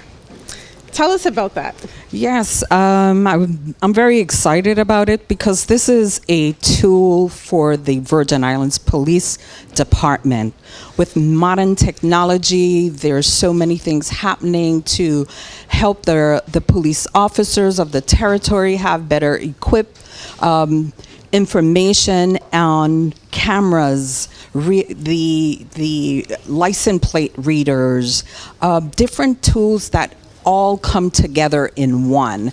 And the Real-Time Crime Center was recently passed by the governor, so I'm very happy for the Virgin Islands Police Department having a tool of technology to help them fight crime. Was there anything in particular in the governor's speech that you wanted him to talk about tonight that he didn't mention at all? Well, retro. For the people of the Virgin Islands, they received some people received money, some didn't. Wanted him to talk about that also. I wanted to hear more about, he did mention about behavioral health, and I've been advocating for a behavioral facility on both islands, just not one island, because after the natural disasters, COVID, we've had an increase of behavioral problems, and I want to see that we address homelessness. These are things that's happening. I'm happy to hear that he talked about the opioid, all the money that's coming to the territory. And speaking of the opioid, the governor stated that that is a rising crisis in the territory. Thus far, we've had about approximately 3 deaths.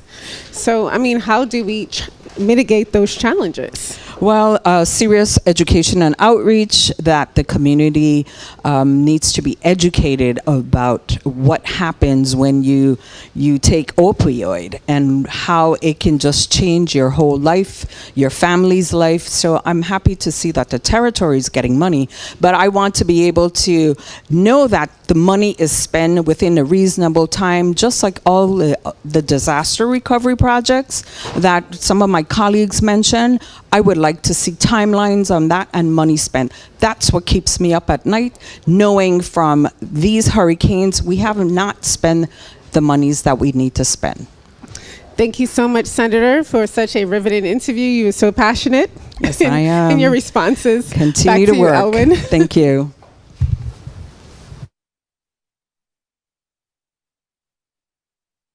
You have a little bit more time. How did you feel about the governor's speech overall? Well, I didn't fall asleep, that's for sure. He kept us on our feet. As I said, I wanted to hear more timelines. Some of the things I'm like, oh, well, I already heard this. You know, I just heard some new things with the opioid. A lot of things happening, like in the tourism industry. I'm happy to see there's been an increase of, passengers coming to the territory. I'm happy and speaking of that, let me just interject. The tourism industry is booming, especially the cruise ship industry in the Eastern Caribbean. There's been a lot more airport passengers coming into the territory, and there's been a rise on Airbnb, and the hotel occupancy rates have been pretty stable. What do you think is attracting visitors to the territory? Definitely, the Virgin Islands with our uniqueness of being the United States territory, that's one of the attractions. Of course, the summer all year round, the water, the great hospitality, the food. There are definitely things that attract people here to the Virgin Islands.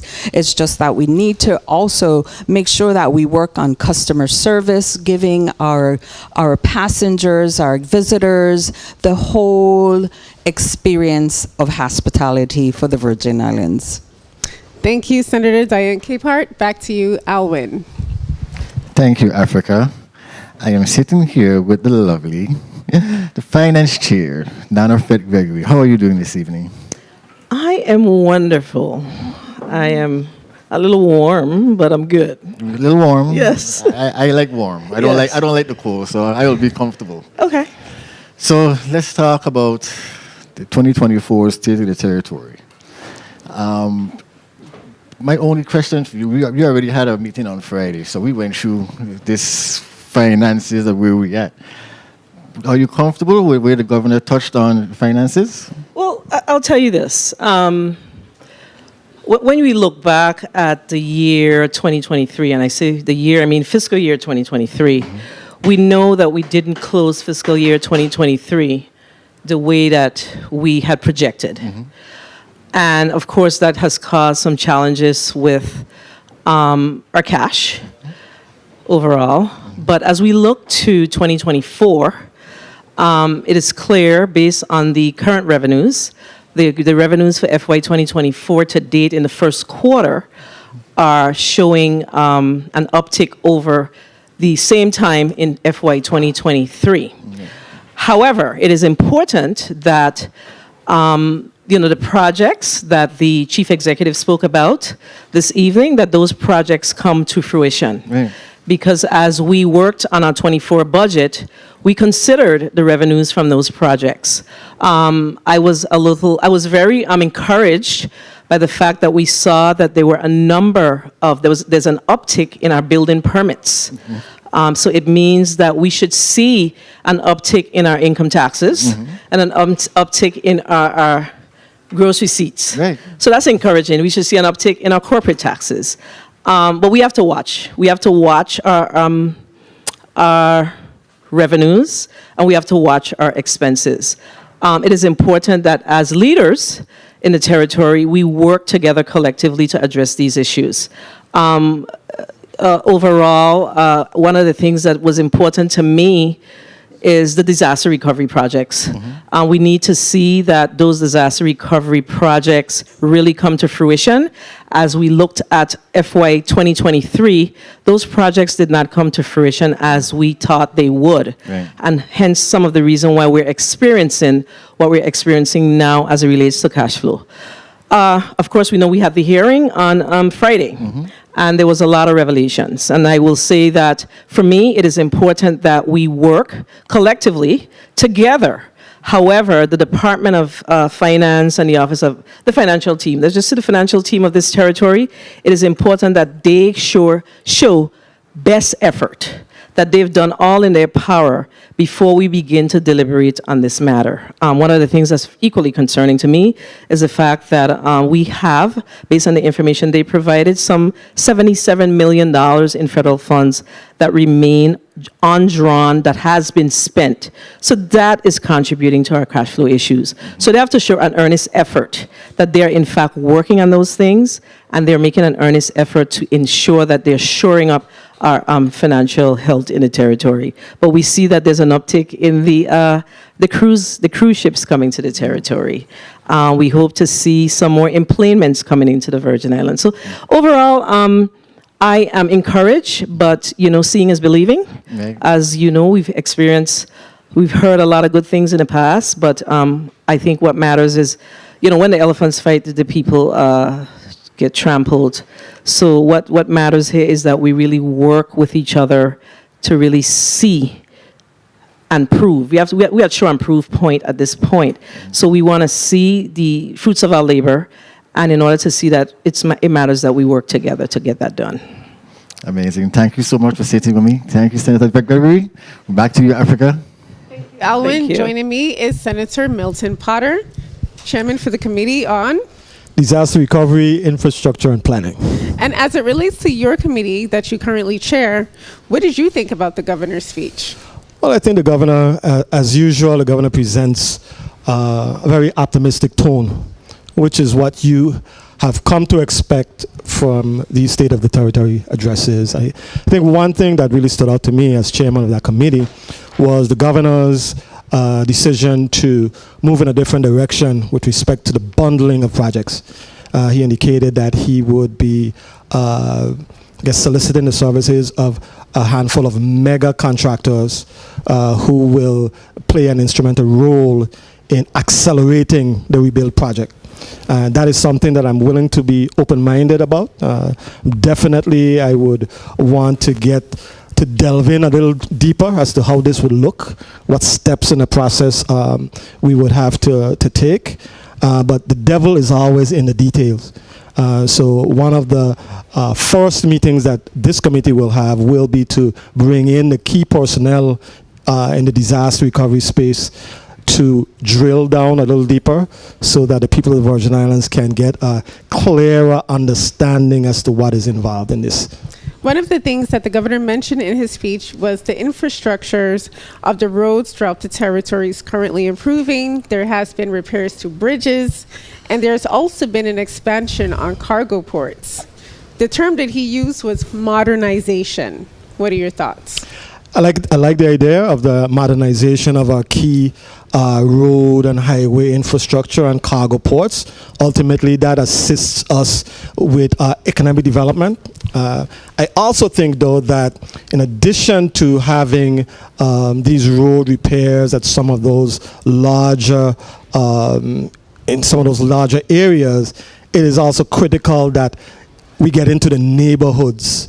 So that roads in Savannah, roads in Tutu Valley, roads in Smith Bay can also get equal attention with respect to federal and local dollars, devoted towards repairing these roads. I mean, that is definitely significant because a lot of the roads improvement actually take place on the main roads. But absolutely, when it comes down into the local communities, the progress is a lot more slower. It is. So you're absolutely correct about that. That's where we live. Was there anything in particular that the governor did not mention that you were looking forward to hearing in his speech tonight? And you can't say everything in a speech. I would have liked to hear some more details with regards to education.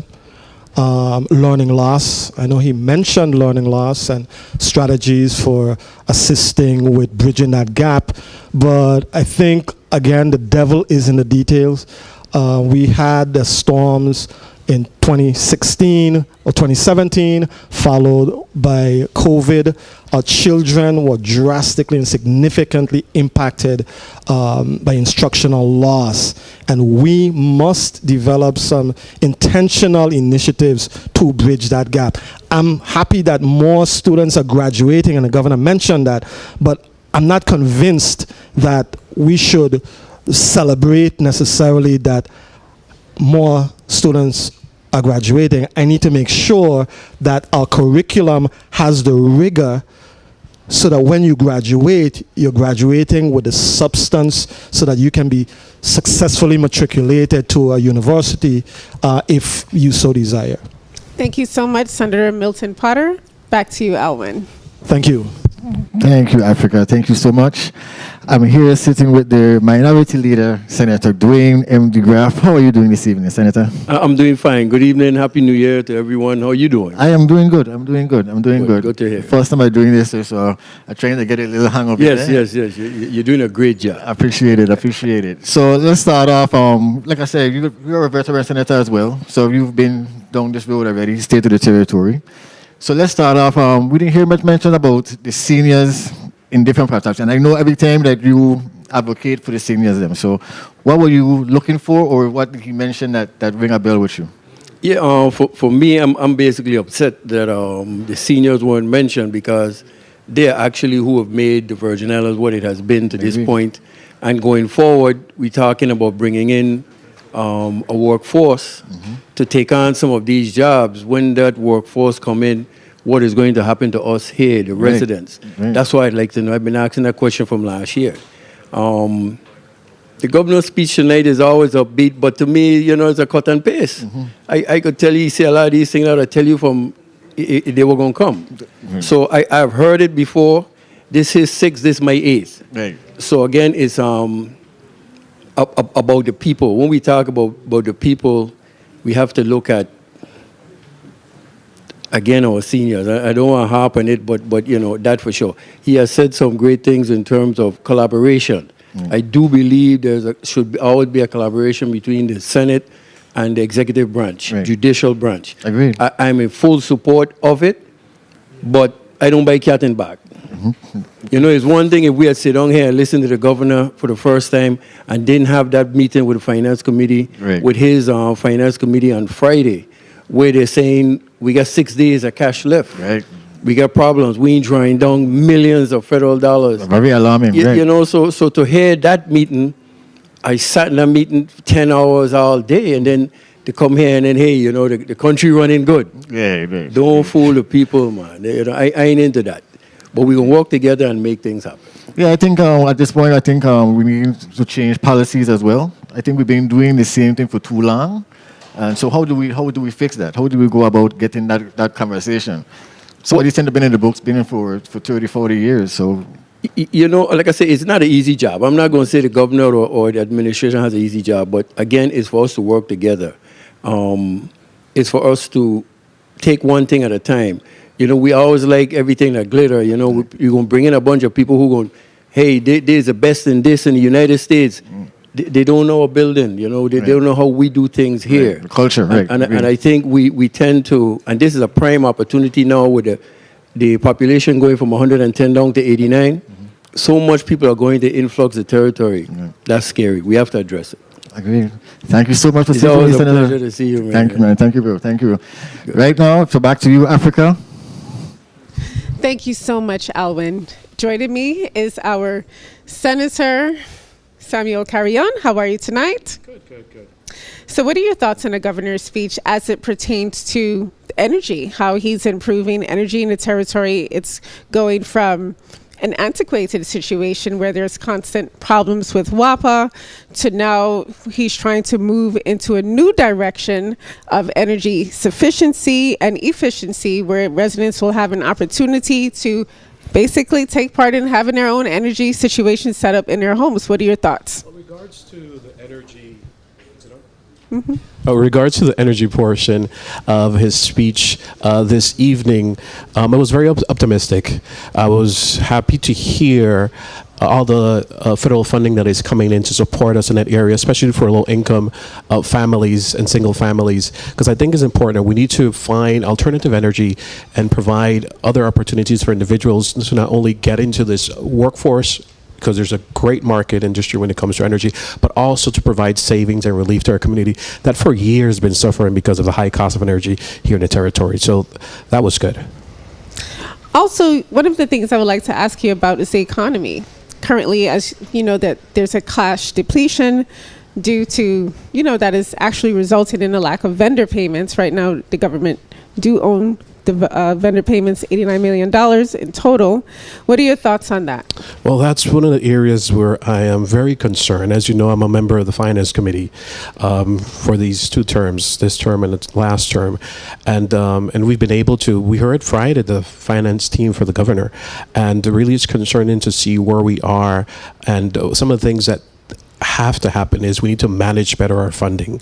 One of the things that we realized in that hearing is that we have approximately $71 million of federal dollars that has not been drawn down. So if you're coming before this body requesting a line of credit, we need to first deal with things internally and manage properly and find where areas they could save before we enter into borrowing money. So we need to manage properly what we have.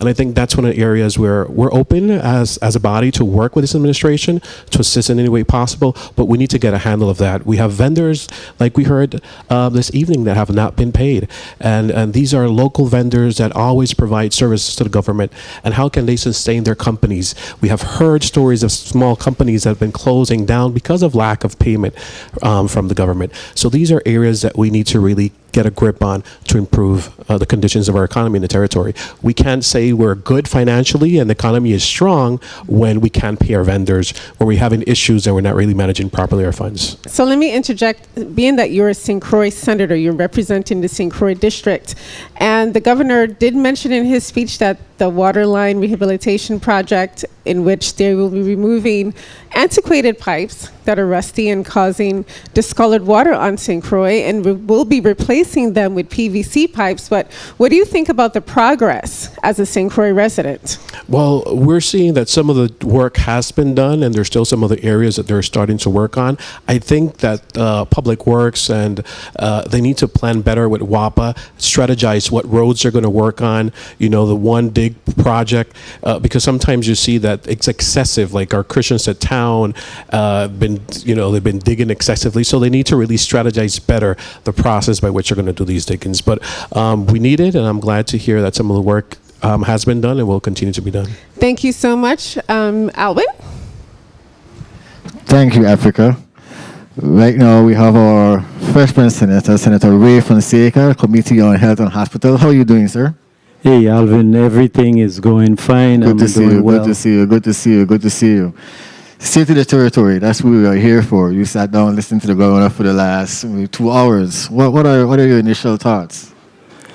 Well, I listened tentatively to the governor's State of the Territory address, all 32 pages of it, and there's some things that I can support, but I'm concerned specifically about the issues with the steel workers and the retro pay.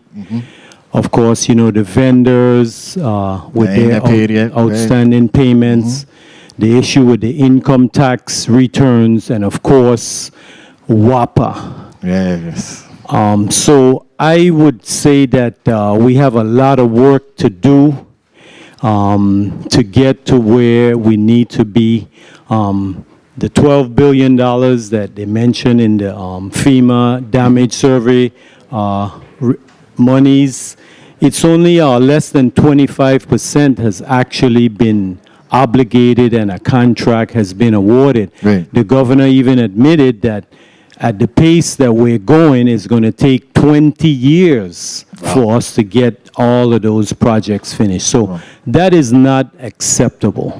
So I want also, what about health and hospitals and human services? What are your thoughts on those? Yes, you know, let's take the kidney dialysis. You know, in our community, we have 219 patients that right now are on kidney dialysis. And since I've been in the legislature, you know, whole 13 months, I have been advocating for the Virgin Islands government to acquire Caribbean Kidney Center because, you know, the Juan Louis Hospital treats less kidney patients than Caribbean Kidney Center. There's a private group that treats more kidney dialysis patients on St. Croix than the government does, and also on St. Thomas. We need to be able to provide the best care possible. The other thing that really concerns me is that there is too long a wait for us to get certain things like colonoscopies, endoscopies. People are dying in the community on a waiting list. Additionally, with the insurance, the copay is just too much. You have to come up with $500. You can go to, you know, Mayo Clinic and get treated, and the copay is much less in the States. As a matter of fact, of the $184 million we spend on health insurance, most of it goes off island. So there's a lot of progress that we still need to get to that point where we're doing acceptable. But as a Democrat, you know, I support the governor's initiatives, but we have to pick up the pace. We got a lot of work to do. We got a lot of work to do. Thank you so much, Yes. Senator, for sitting with me. Blessing. Thank you so much. Yes, blessing. Back to you, Africa. Thank you, Alwyn. Joining me is Senator Alma Francis Heileger. How are you tonight? I am wonderful. Thank you. The governor touched on many topics throughout his speech. He spoke about our economy, the Department of Education. He touched on WAPA. He touched on infrastructure. What were your thoughts overall on his speech? Well, to be honest, I felt I was dealing with a deja vu situation because quite a bit of what he had in his speech I've heard before in regards to just looking at headlines and reading in depth. So it literally felt like newspaper articles were woven together to create a speech. But I did attentively listen. Was there anything in particular that you were looking forward to hearing him speak about tonight that he did not mention in the State of the Territory address? Well, one of the major things for me he didn't really touch on had to do with our children in this territory. We recently had a report come out, Kids Count, that really spoke about the fact that 33% of our children in the territory are living in poverty. And the fact that this somehow went over the governor's head was very disappointing to me, because the way you treat your children is direct correlation as to the type of future you're going to have. And I was I felt he was a little bit disconnected from that aspect of it, but we'll see what happens. Speaking of the children of our territory, he did mention that the Department of Education is making significant strides towards improving the public education system. He mentioned that the dropout rates has decreased and the graduation rates has increased. Share your thoughts. Well, I do agree that these numbers are the numbers he shared, but when you have a 74.4% graduation rate, but what he didn't also mention is the average national rate is 86%, and we are still well below the graduation rate. So when we want to celebrate our children graduating, which we should also be making sure that they're getting educated in a way that they're learning and comprehending and somehow reach to a level that we surpass the national average of 86% and not be cheering on that our children are still below average. Well, you seem to be really passionate about this subject. So how do we mitigate this issue? What recommendations do you have? Well, for me, when it comes to the education of our children, we have to look at it holistically. The Department of Education, we spend quite a bit of funds to make sure that department runs. But let's be real, the majority of the funding goes to the hierarchy. If you calculate the amount of monies that are being spent on our children locally versus national, or even to comparing them to private schools, our children per dollar amount, we spend more on public school children than we do in some of our private schools. But when you look at the level of education, there's a major disconnect. When you have the majority of the funding going to administration, but you still have me as a senator taking phone calls from teachers asking for assistance for supplies, or can we copy this or copy that, I'm looking at this entire department as we need to revamp it completely in order to make sure that more dollars are going to our children to guarantee the level of education they need and they deserve, so we could provide for a better future for our territory with educated children that will propel the Virgin Islands forward. Thank you, Senator, for this interview. Alwyn? Thank you, Africa. Right now, I'm sitting down with a Frederick State man, Senator from Frederick State, Mr. Senator Franklin Johnson. Good evening, Alwyn. I'm fine. How are you doing? I'm great. And I'm watching the leg on the ball. I ain't going to talk about it. Don't worry about that. That's good to go. Okay.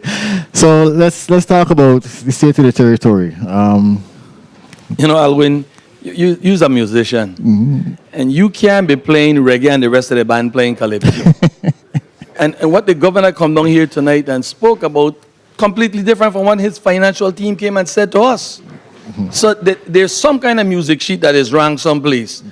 They talk about the problem with collecting and revenues, and he's saying it's up. Right. So somebody down the wrong page, that's for sure. You know, he speaks very upbeat, but seeing is believing. He spoke about correction. I could tell you this week I have to go and deal with a prisoner to prepare him for being out here on the street. Just walked out on the street.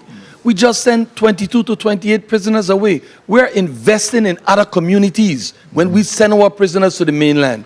When I worked in the Bureau of Correction, the guys that we send away, they were guys with problem. Right. And when we send them away, we send them to a place where they can learn and get a trade. Right. That isn't happening. Right. He left out the Envision program. Our elders, our seniors, people are in these homes from Hurricane 2017. And he spoke nothing about that. That seems to be of no interest. But for me, when I walk on the street and I see my elders and the seniors and people's homes that I walk into and see the water dripping in their house, that bothers me. We have to do better for our people, but yet he wants to send down legislation to come and take your property. Right. How do we do this? Right, that's what I was going to ask you. We're talking about the properties in the towns with the case. What we going to do with these properties? So that was one of the things that stuck up with me as well. And if my memory is right, there was some 25 million sent down from the Interior Department for grants. Okay. I have a friend that's been applying and then waiting list for this grant for over 5 years. There's some $15 million left for these homes in these towns. Right. Tell me something about that. Tell me that you have utilized that $15 million. He spoke about people not paying the tax. That program, whether you're up to date with your tax or not, they're coming for your property. I definitely would like to see our towns get rebuilt, but I'm not just about taking people property for 30 years. How old are you, Alwyn? 50. You're 50. Suppose you Well, had 26, a property. 26. I'm so sorry. Go ahead. If you're 40 years old and they take your property for 30 years, you're going to be, what, 70 when you could get back your property?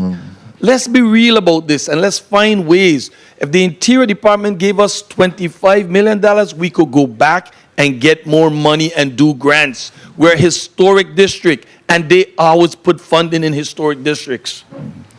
What about this water, the brown water? We didn't hear much mention about that. He spoke like he was only concerned with the lead and copper. But I live on the western end, and I see what these people have to deal with. I really honestly believe that they should have started working on the pipes from the west, come up, because the west is the end of the water run. All of the water from Wapa starts from east come down. So the dredge and everything flows down there. So if you're starting the worst area, working going up, by now the people in Frederick said we had some cleaner water. You know, he didn't speak about Polly Joseph. He didn't speak about Lionel Jacob, Lionel Roberts Stadium.